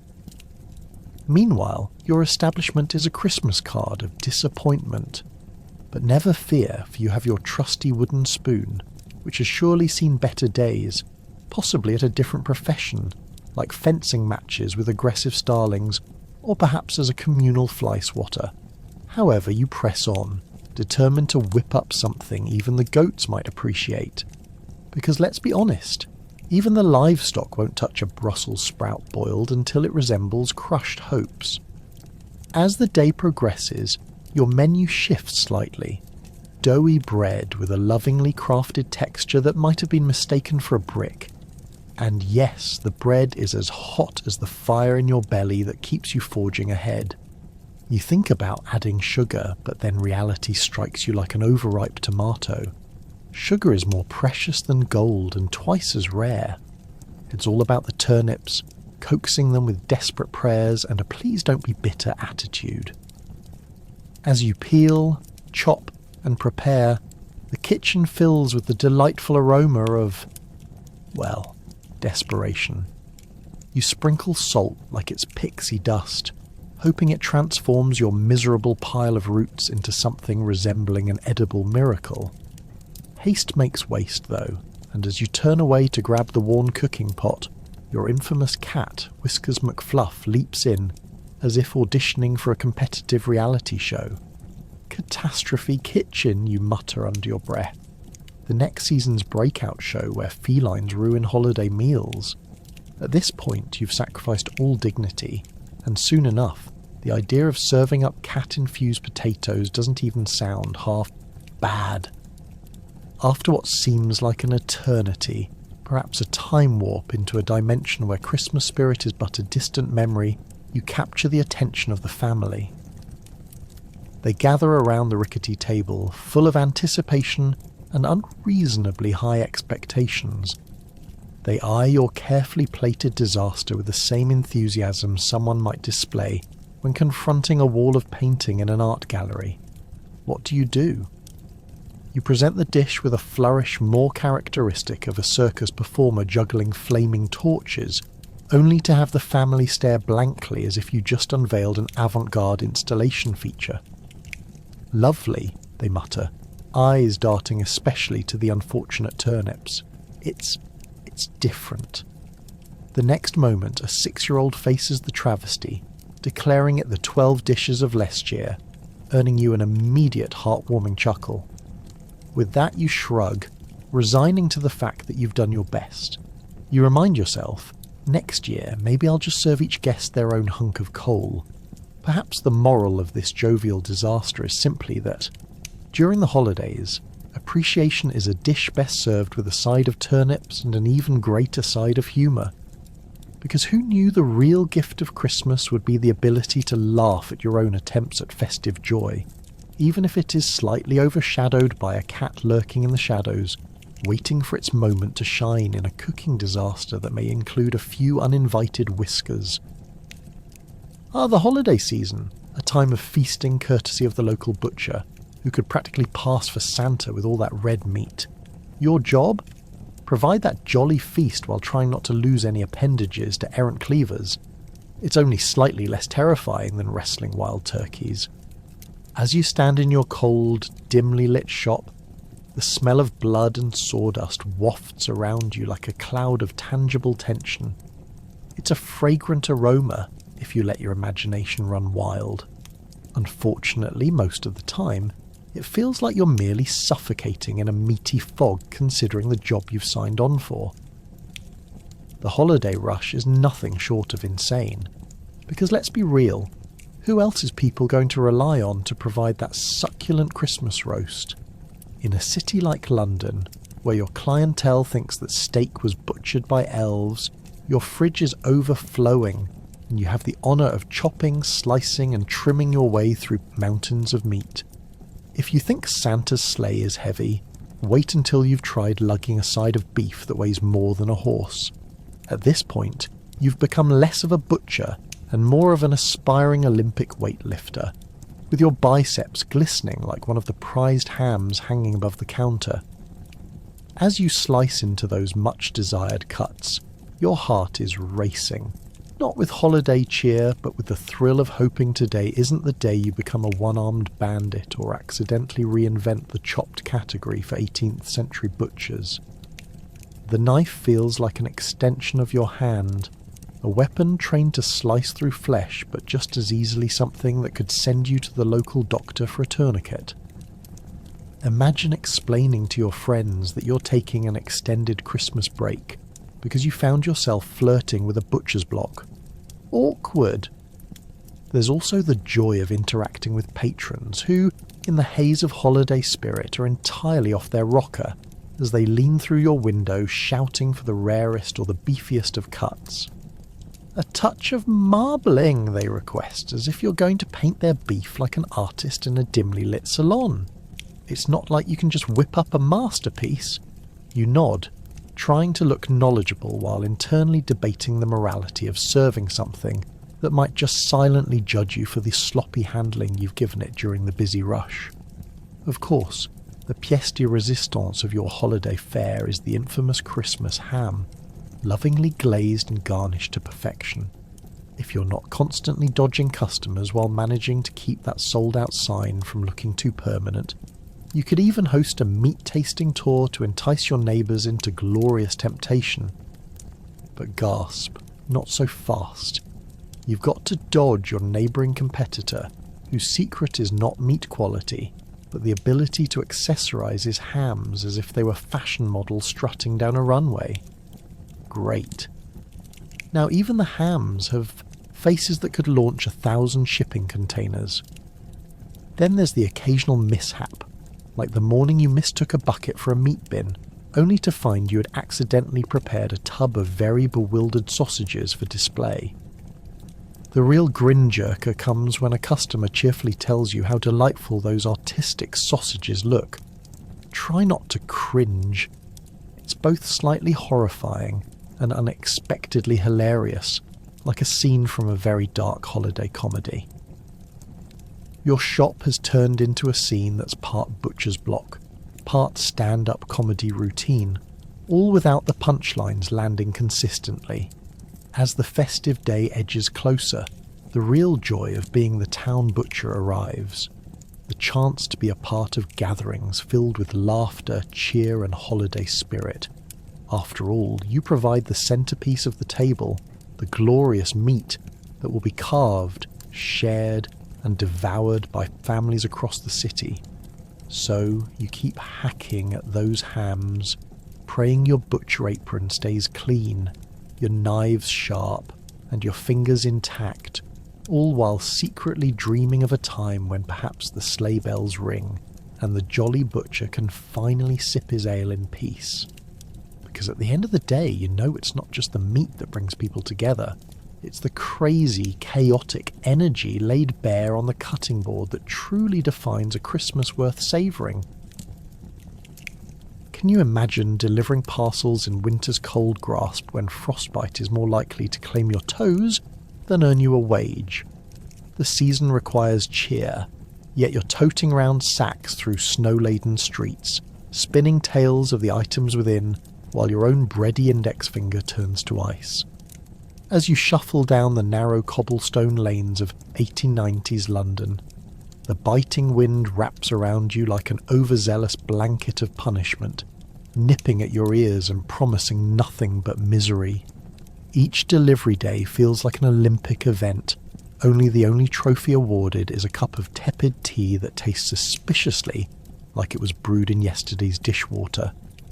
Now, imagine for a moment that your very livelihood revolves around you correctly guessing which flimsy package belongs to whom. Yes, that's right. You're out here navigating a labyrinth of addresses like a twisted game of Monopoly, where the only prize is the sweet release of a warm hearth at the end of the shift. Ever tried reading a crumpled address while your fingers are frozen? It's less about deciphering handwriting and more about playing a dangerous game of charades with dyslexic squirrels looking to liberate your warmth. As if freezing away the entire day weren't enough of a holiday treat, as the cold-hearted delivery man, you also have to deal with increasingly disgruntled recipients. You could be greeted with a spirited round of complaints about how your delivery timings are as reliable as a blindfolded squirrel attempting to juggle. You're met with glares of ice-cold judgment when you accidentally deliver a parcel to the wrong doorstep. That look is often sharper than a freshly honed knife used to slice through a Christmas pudding. And let's not even talk about navigating through a snowstorm. You might as well don a reindeer costume in hopes that someone mistakes you for Santa's helper. Your shoes, probably made from whatever passed for leather, a material that's less friendly than a wet sock, squelch across the icy terrain, echoing like the last gasps of Christmas cheer. The prospect of your feet becoming frostbitten and falling off grips you with dread. Ever tried to deliver parcels while juggling risk factors like immobile toes and a loathing for snow? It's like dancing on a precarious cliff while balancing a tray full of heavy fruitcakes. One misstep and, oh boy, what an untimely end. Then there's the delightful confusion of packages. You'll find especially amusing gifts hidden in plain sight. A cream pie destined for the wrong address. Snowflakes parting ways as the intended recipient gets a face full of dessert, and a whole new admiration for the delivery system. Your greatest fear lies in the knowledge that it could very well be your last day on the job if you didn't learn the art of navigating chaos. Imagine that conversation, frozen second chances, all for a mismatched pie, and as you clear each obstacle, delivering parcels full of dreams and surprises, perhaps even a phony letter from the Queen, you wonder, is it worth it for the opportunity to dive into the warmth of a fireplace after losing both big toes to the frost? You keep your spirits bright, mentally tallying up your currency of good deeds with every box that you drop off. There's a certain satisfaction in knowing that, while the world is swaddled in festive hilarity, you're the unsung hero hoofing it across frozen landscapes, ensuring hearts remain intact even if your digits remain numb. Eventually, as the sun dips low, you huddle along with fellow delivery men in a corner, swapping tales of absurd packages and adventurous misdeliveries that would make even Scrooge chuckle. You secretly charge your hopes that one day, possibly during a less frigid April, you would be acknowledged as the warm-hearted hero who braved the cold to bring joy. But tonight? Well, tonight, it's soup that you eye as it bubbles away in a nearby kitchen, where no one and nothing needs to know about your journey from frost to warmth. So, here's to you, the cold-hearted delivery man, a festive warrior lost in the malaise of England's winter, a snow-kissed soldier who braves the chill while the rest of London simply celebrates. If you ever thought playing an elf at a toy factory was fun, think again. The reality is long days filled with relentless noise, jabbing fingers, and toy assembly gone horribly wrong. It's not just creativity that's required, but the ability to withstand the temptation to eat one of those unpainted dolls. Welcome to the doll factory in Victorian London, where the dream of childhood joy collides into a cacophony of hammering, childlike giggles and more paint fumes than you can shake a candy cane at. Imagine this. You stumble bleary-eyed into a factory where the scent of sawdust and sweat greets you like a long-lost friend who happens to be an abusive roommate. Wooden frames whisper sweet nothings as they wiggle across the floor. Your warm-up routine consists of stepping over fallen wheels and dodging disgruntled colleagues cursing a recently disassembled toy soldier. Each morning feels like a battle just to find a place to start your day. As you sit down to work, you must first calculate how many fingers you'll still have left by quitting time, as the local rumour mill has a way of inflating the tally of accidents. Here comes the laughter, giddy, childlike, infectious, coming from the assembly line.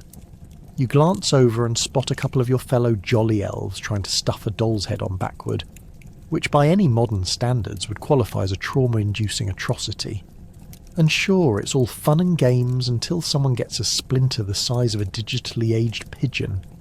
For the sake of creativity, they soldier on, determined to convert the mishap into some avant-garde art form.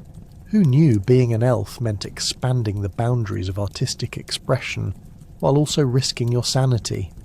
As you cut and glue Jack Frost figures together, a familiar panic rises with the ticking clock. These cheerful toys have a disturbing habit of haunting your dreams. Weekend sleepovers suddenly become a guessing game of who will emerge as the next living doll. Don't be alarmed, you might whisper to your cornered friends. That's just the slinky elf with a personality crisis. When it comes to creativity, good luck calling upon Pinterest here. Before you know it, your shift includes countless hours painting eyes on dolls, fingers crossed they don't stare back at you in the haunting glow of the factory lights. Each brushstroke begs the question, why do they all look creepily similar? Why does every doll evince an unsettling resemblance to the foreman? Perhaps this peculiar resemblance stems from the fact that they were all made under the watchful eye of a slightly deranged half-elf who believes in tough love, more like a cranky Santa who forgot to tip. You might think the job would grow more luxurious as Christmas approaches. Wrong. With jingling approaching, expectations escalate. Your supervisor chomps down on the nearest cookie and shouts sweetly motivational slogans, while generously ignoring the cooking smells of disastrous glue. The toy orders keep rolling in, and more of your time is spent building toys than sipping holiday drinks, which, let's be honest, is no way to prepare for what you're getting yourself into. During lunch breaks, when you're allowed to momentarily escape your Santa-worthy number of work hours, you gather around the crackling heater, clutching your meagre sandwiches, or rather, sad remnants of yesterday's stew. You use this fleeting moment to bond with your fellow elves, sharing tales of failed toy projects and swapping laughter, to drown out the haunting echo of the factory horn that resounds more like a banshee's wail than a joyful tune. The camaraderie grows amongst you, but be wary. The battle to create appealing toys is a competitive arena. Oftentimes, one wrong tweaking of a design can send your co-workers spiralling into an elf versus elf scuffle.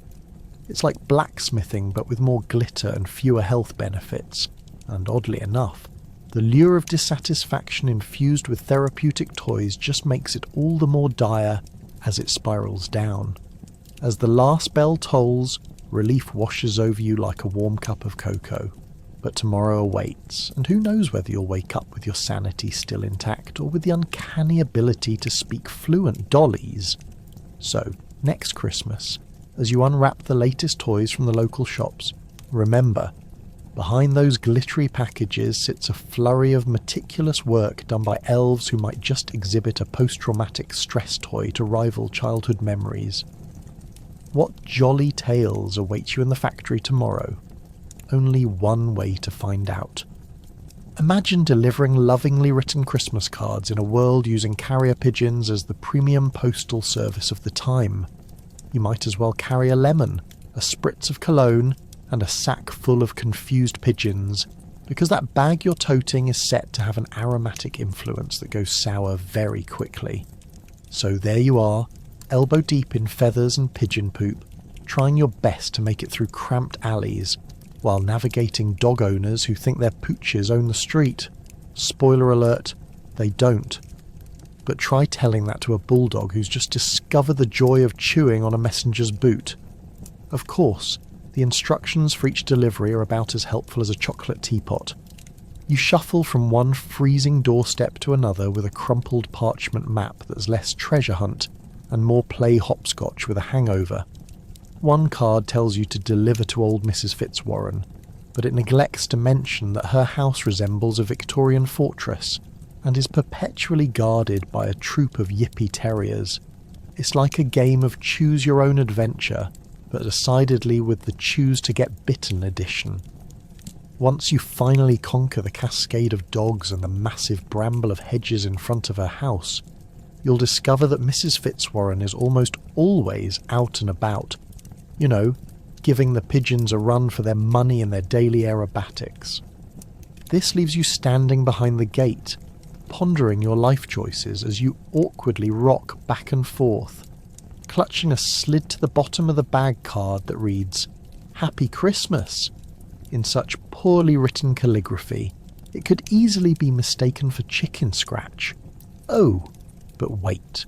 Just when you think you're free, here comes the delivery conundrum that makes your week's worth of avian escapades worthwhile. You have to send news back to your employer about your progress. The pigeon dispatcher. Yes, because nothing says festive cheer like attaching important messages to live birds that seem more interested in mobbing a nearby tree than actually completing their mission. You could offer them a little seed as bribery, but then you'll just be left with a pouch of disgruntled pigeons, regretting your life choices in the frigid air, all while wondering why you thought adopting this job made sense. You clutch at the corded pouch, filled with refuse and hope, and summon your bravest heart. You can definitely hear the cooing message of 25 annoyed pigeons insisting they'll deliver your messages as soon as their lunch break is over. And somehow you find yourself releasing them. Watching them circle the skies, you can't help but wonder which would arrive at the recipient's door first, the pigeons or your sanity. And just like that, you're standing there with all your good intentions carried away on bemused wings. By the time you reach your 8th stop, you're knee-deep in frustration, mixed with the desire to taste the holiday spirit, quite literally. Old Mr. Wimple usually orders a dozen festive pies for his family at Christmas, known to him as the only time of year when I can convince them to bake. Irreverently, you reminisce about the last time you delivered pies and were rewarded with nothing but tears from the wayward pastry chef. Your spirit dampens further when you finally meet the actual pie, a sad lump of shrunken crust and the scent of days-long sadness. The best gift you can hope to get is a half-hearted thank you from Mr. Wimple, but instead you find yourself at the local tavern later that evening, comparing delivery stories. Over mugs of frothy ale, laughter erupts as your fellow deliverers recount tales of pigeons landing where they shouldn't, holiday greetings spilling from spreading bushes, or simply getting sidetracked into spontaneous Christmas caroling. Each story evokes warm memories that combat the chill of winter's bite. At least in your communal misery, there's warmth in humour. Finally, as the night draws close and the moon spills silver across the cobblestones, you stumble over to your work quarters, a makeshift little nook shared with half of London's pigeon-loving population. You reflect on how your long day navigating social woes and feathered foes has built a sense of camaraderie among misfit messengers, and you can't help but smirk at the thought that next December you might just jump ship for something a bit warmer, perhaps a career as a professional egg taster, or maybe even a scented candle melter. But for now, you're content knowing you survived another Christmas post-delivery fiasco with tales to tell. And that, dear listeners, is how your Christmas cards made it past the feathered turmoil and into the hearts of London, one confused pigeon at a time. Compose festive tunes while dodging every passing horse and carriage as the avant-garde street organist of London. It's absolutely enchanting, unless you can't maintain your sanity while degenerately trapped in a never-ending loop of jingle bells performed by out-of-tune rats. Imagine yourself as a street organist, perched on the uneven cobblestones of a bustling London street, setting up your whimsical contraption that looks like a cross between a pirate's treasure chest and a catapult designed by an incredibly misguided elf. The organ is an elaborate beast, adorned with intricate woodwork, pipes sticking out at all angles like an octopus with a really poor fashion sense. As you pull the lever, gears groan and eked out an off-key jingle that fights valiantly against the din of grumpy shop owners yelling about bloomin' traffic. The air is thick with the aromas of roasted chestnuts and something that probably should be buried but has mysteriously found its way into your nostrils. Each time Jingle Bells breaks through the winter chill, you can see a few passers-by turning their heads, smiles temporarily burgeoning before melting away as they come to their senses. There's just no escaping the reality of being a street organist. You're basically a moving advertisement for the holiday spirit, featuring the same 5 notes played in an unending loop. It's like being in a cheerful purgatory, where every customer pays scant attention to the weary artisan behind the organ. Now, we have to talk about the logistics of this job. You thought carrying 50 pounds of gear on a frosty day was hard. Try convincing anyone to take the wild ride over cobblestones while barely shouting, "Watch your shoes!" as the horses clip-clop by, suspiciously eyeing your organ. Each time you breathe, a puff of frosty air escapes your lips, mixing triumphantly with the caws of nearby seagulls and the constant whiff of well-fed street rats hoping for a morsel of your sustenance. Probably leftover bread from last week's cupcake catastrophe.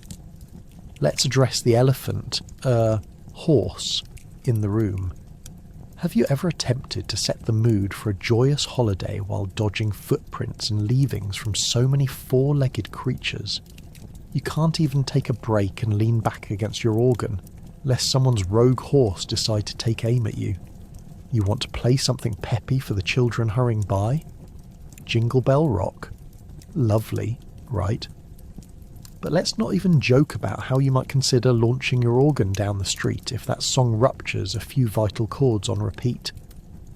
But fear not, your human spirit is strong, or at least it was the day you thought, why not become a street organist? You frolic to work while in a cosier attire than most, complete with a scarf that could rival any grandma's quilt. Unfortunately, that glorious scarf now has an unfortunate relationship with the music gears, a surefire way to complicate your life further. One moment you're creating a delightful holiday melody, the next you're yanking your own scarf like it's gone rogue. You now have to fend off the crowd's laughter while managing the indignity of your stylish accessory, nearly becoming an organist's death trap. As the hours drag on, jingle after jingle fills the air with cheer, or at least it tries to. Children pass by, and the occasional unamused adult tangles up a coin and tosses it in your hat with the grace of a drunk juggler. And let's be honest, no self-respecting adult wants to hear Frosty the Snowman 3 times before lunch. You can almost feel the collective eye roll from sophisticated Londoners, arched brows like a dystopian Christmas card. Did anyone even remember why you wanted this gig? Was it for the festive joy? The sprinkles of holiday spirit in a defeated job market? Or, dare I say, was it the idea that maybe, just maybe, a child would dance in delight, twirling like a sugar plum fairy while you provide the soundtrack to their joy? The laughter of children and the satisfied smile of an elderly gentleman who actually appreciates your talent are the flickering lights in your dim street. So, amid the chaos of winter market life, the street organist remains, a whimsical figure on the fringes, providing a soundtrack to the madness of life, making the best you can of an eccentric dream in a bustling city that seems to have forgotten what it means to truly listen. The festive tunes may be loud, the audience fickle, and the livelihood uncertain. But hey, at least you get to ring in the season with charm, even if that charm appears to be holding the organ together by sheer willpower and a few marbles. Picture this as a qualified tree salesman, navigating the festive selections of trees while grappling with anxiety over your supply. Does anyone want a pine tree that bears more resemblance to a tumbleweed than a proper fir? Tact is essential, as your jolly demeanour could cost you a branch or two. It's the bustling Christmas season in 1890s London, where every passerby is scanning the streets for the perfect tree to take home. But here you are, standing amidst what might be the worst inventory in all of England. Your finest specimens look like they've just emerged from a winter wrestling match, battered, half-bald, and suspiciously held together by sheer hope. As you stretch to find the right words to convince hopeful shoppers of your offering's merits, you can't shake the feeling that your potential customers are just checking to see if you're as desperate as your trees. The air is thick with the scent of pine needles, freshly sliced to mask the faint odour of decay, likely the reason many buyers are rolling their eyes. You raise your voice. Why yes, folks, this beauty right here has all the attributes of a fantastic Christmas tree, suitable for festive family gatherings, and if your children have very low expectations.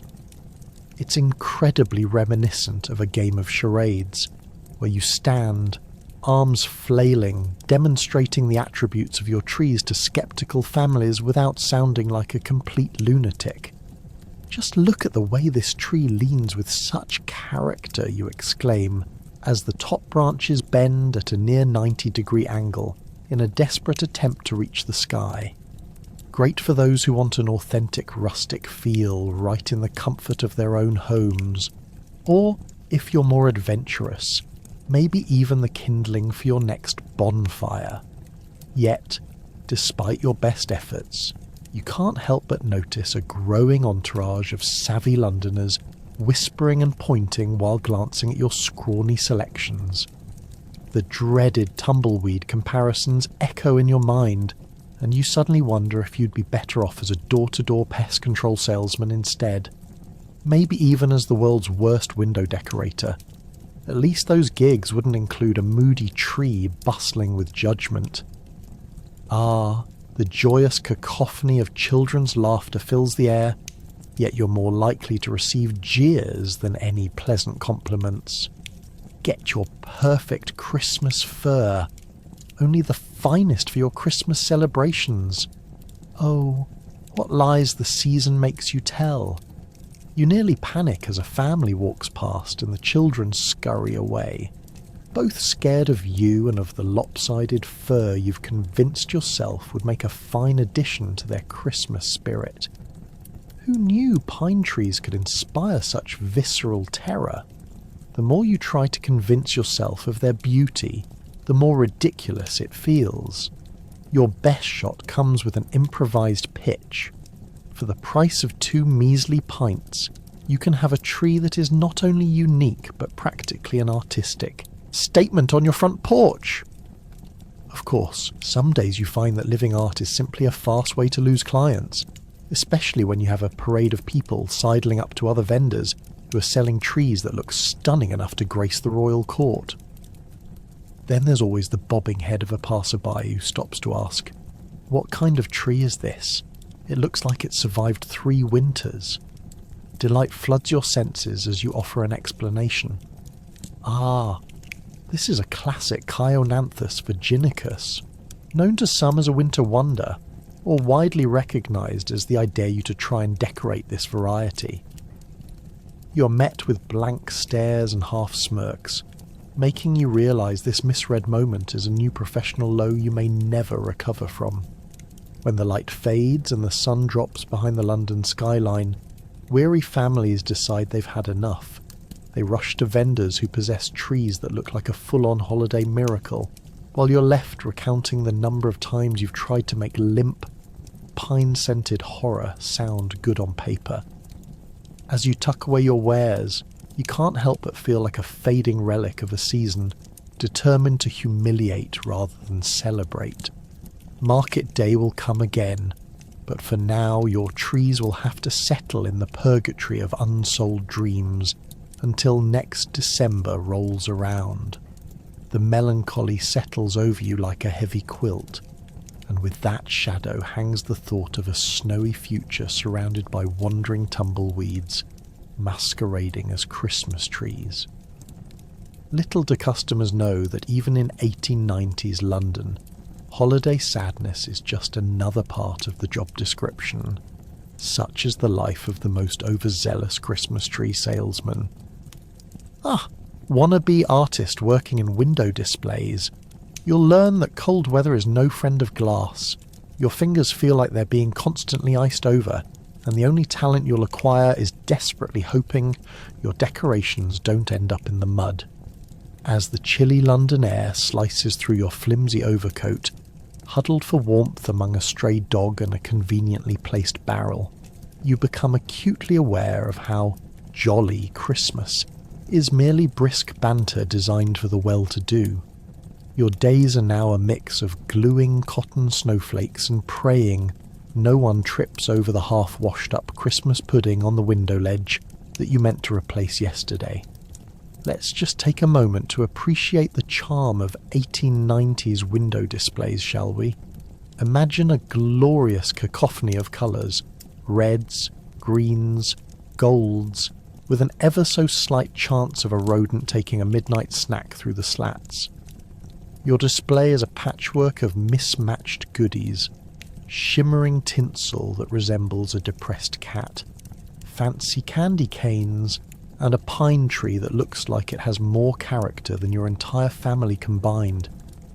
The problem is that while you're meticulously arranging this spectacle, all you can think about is how your fingers are becoming icicles, and perhaps, just maybe, the pigeons eyeing the scene are your only audience in this scenically bleak theatre.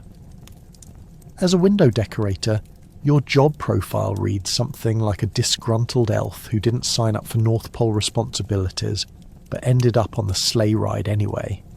Each decoration hangs precariously, representing dreams of consumers, while you realise that one smudge of your frozen breath on the glass will mar that magical Christmas effect. Ever accidentally touch the glass with your snug mittens? Ah, yes, the special touch that transforms a winter wonderland into a horror show of streaks and specks. Your heart sinks as you realise you've turned the inviting window into yet another art piece entitled Windows That Cry. But hey, at least it's conceptual, right? And just when you think it couldn't get worse, along come the disappointed children, noses pressed against the glass, their wide eyes filled with sad aspirations. Their tears could freeze faster than your fingers, and as they stand there, mouths agape, you can almost hear them lamenting, "Why can't I have that toy?" Meanwhile, you're muttering sympathetic prayers to the heavens that those very toys don't tumble down like a game of Jenga when you've clearly hung them by a thread. One wobble, one freak gust of wind, and instead of becoming the herald of Christmas joy, you're now the architect of holiday heartbreak. Your manager, ever the enthusiast, proclaims that your window display will surely attract customers like bees to flowers. Right, because nothing screams come by like a confluence of artwork where half of it is hidden behind yesterday's sleet. Maybe a foot of snow could magically transform this work of art into a winter paradise. But until then, all you see is your afternoon tea turning into an Arctic survival race against the frost. Speaking of which, as the clock ticks, your stomach joins the protest. You briefly consider what's worse: going back to the cramped shop for a cup of tea made from questionable leaves, or risk turning into a human popsicle. You freeze, pulse racing, trying to decide if it's worth it to step away from this window, risking the chance that an unexpected gust of wind could leave your curious decorations doing gymnastics in front of astonished passers-by. Then there's the music. Oh, the cringing music. Underneath the charm of twinkly bells and jingles, you hear the piercing sound of a rogue cat yowling in distress, a sound that could easily match your struggles as a window decorator. Amid cheerful holiday hits, that feline's lament manages to make its way into your brain like a persistent carol that refuses to leave. Mixed imagery of cats and Christmas leads you to a disturbing conclusion. If visors could be used for feline fashion contests, you might actually be onto something.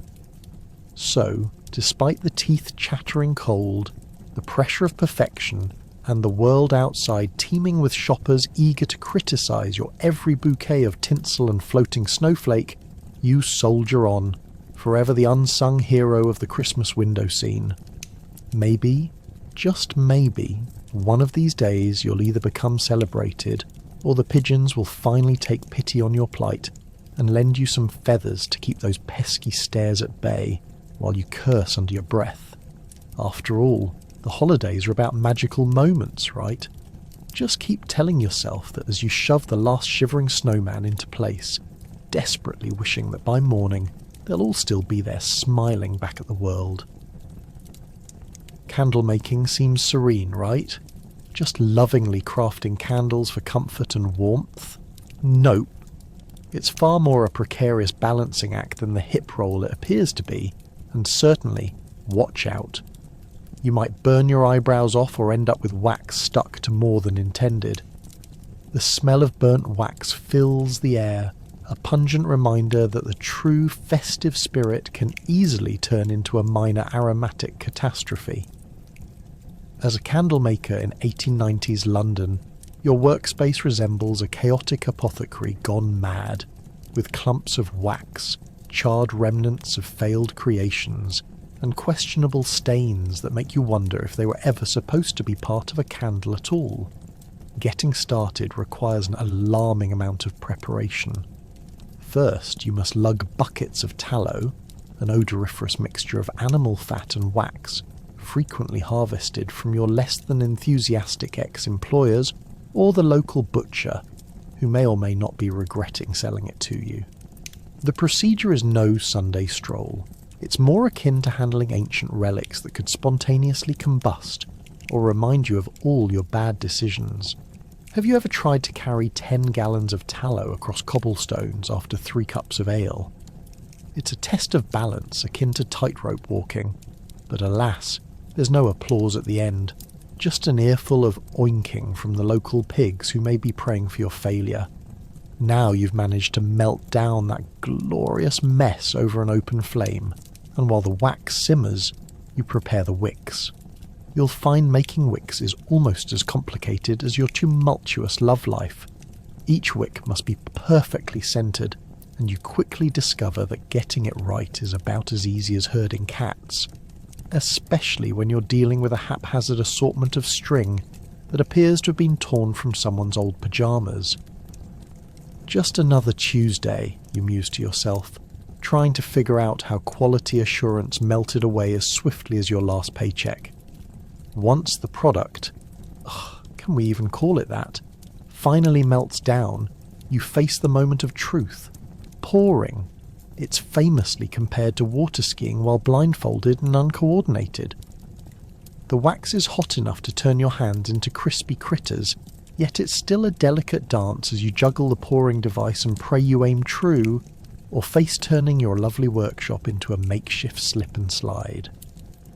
And if the tallow spills, cue your crumbling dreams as you bend down and witness a once chaotic but manageable workspace morphing into an apocalyptic setting, with wax puddles glistening like modern art gone horribly wrong.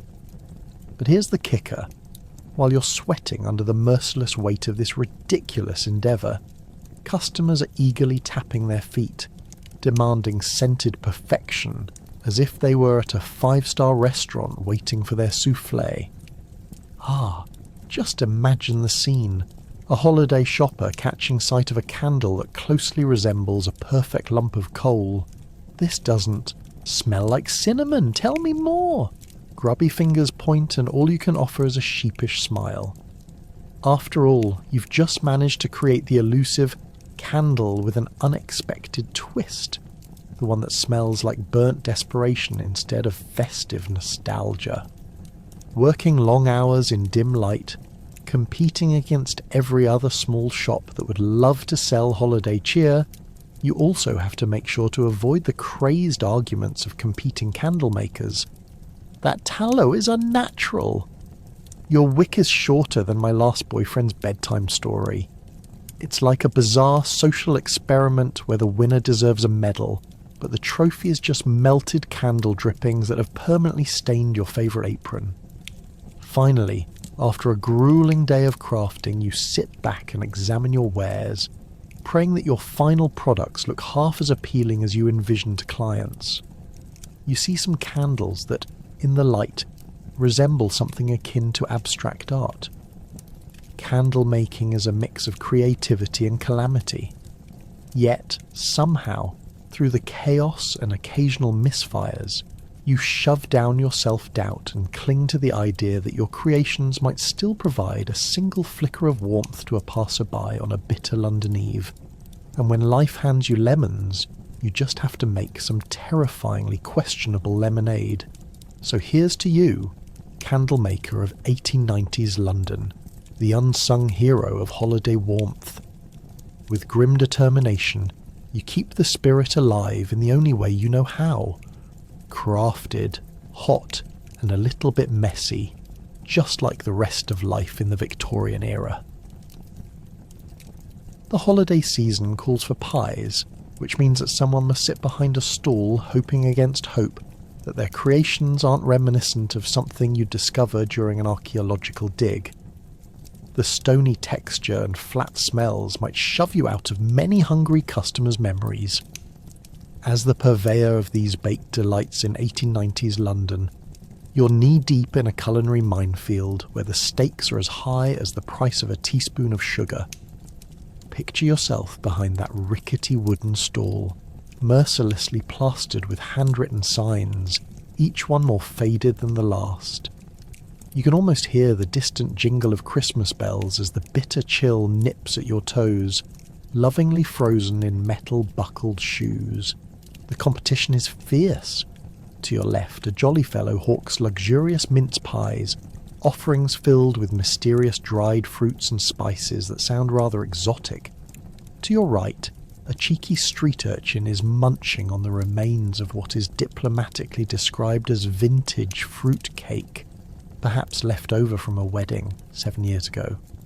You're stuck in a battlefield of pastry and disappointment, ready to wheedle through the crowds of shoppers who simply can't help but eye you suspiciously. After all, modern culinary delights have yet to penetrate these streets, and every corner of London exudes the scent of time and bad luck.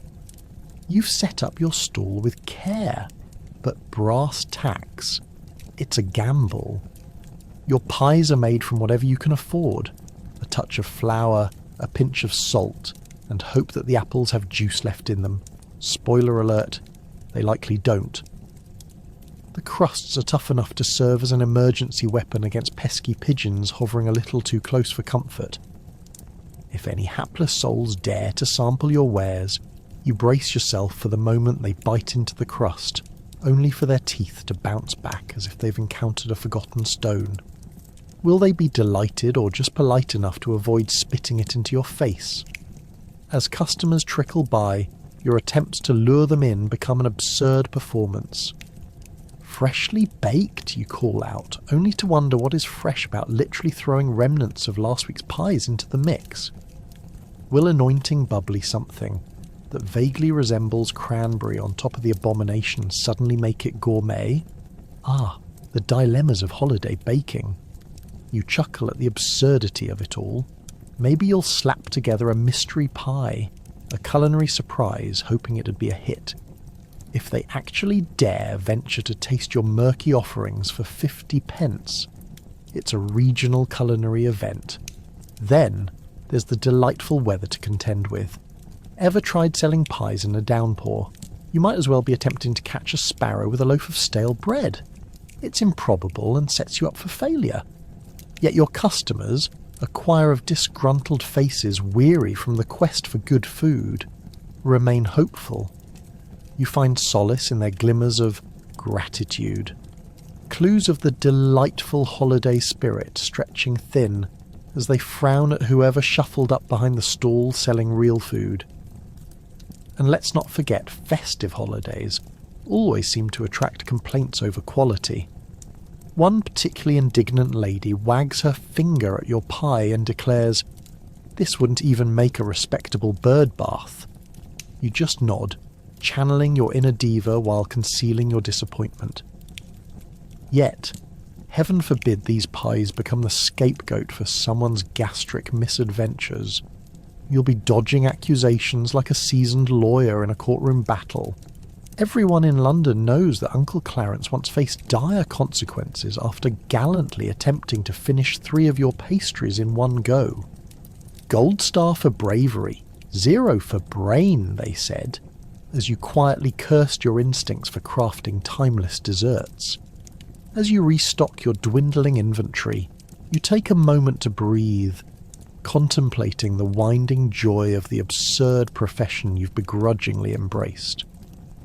Selling pies in 1890s London during the holidays is truly the embodiment of the hustle, the glorious mess of desperation wrinkled into pastry, and that bizarre hope that somehow, just maybe, you'll cry tears of laughter instead of despair by the end of the day. Finally, as dusk settles over the dimly lit streets, you pack up your wares with a curious sense of pride mixed with fatigue, reflecting on a day spent grappling with pie and potential disappointment.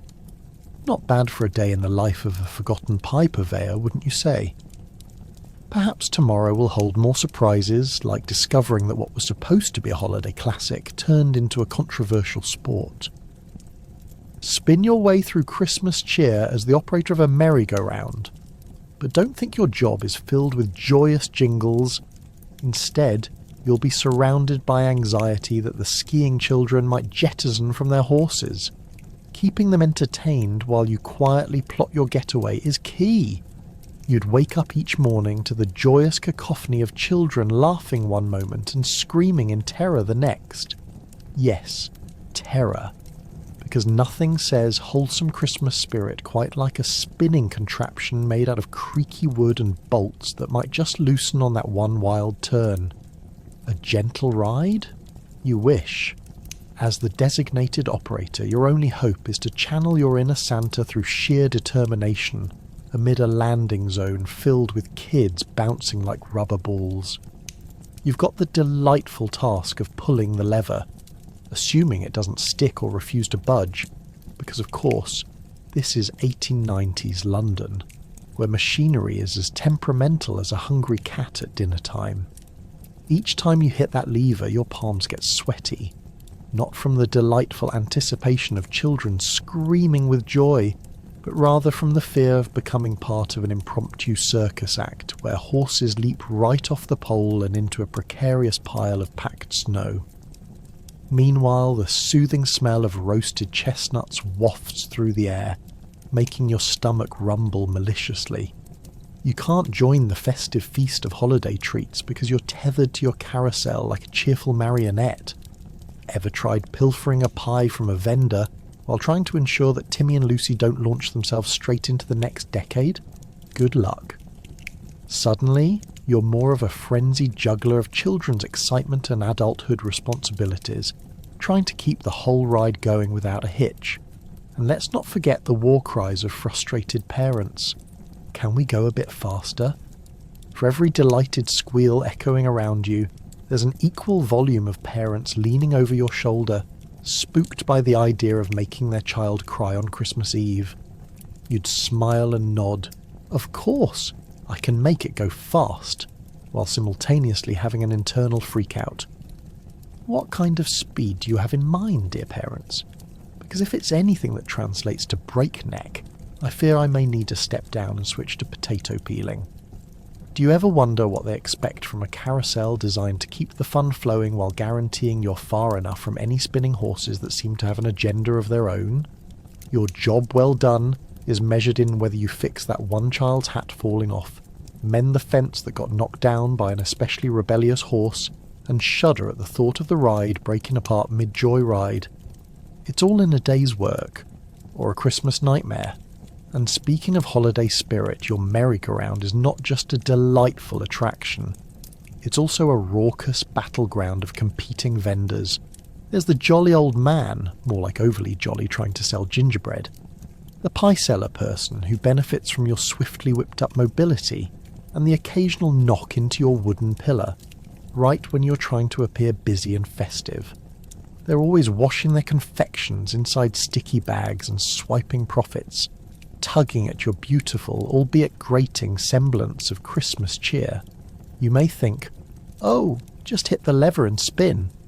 But before you know it, you're regaling stuck children with tales of distant lands and noble steeds, while they contemplate their potential futures as rodeo stars. Just when you think you've won the war against boredom, a fresh wave of children bounces in, demanding to know if the horse can jump to the moon.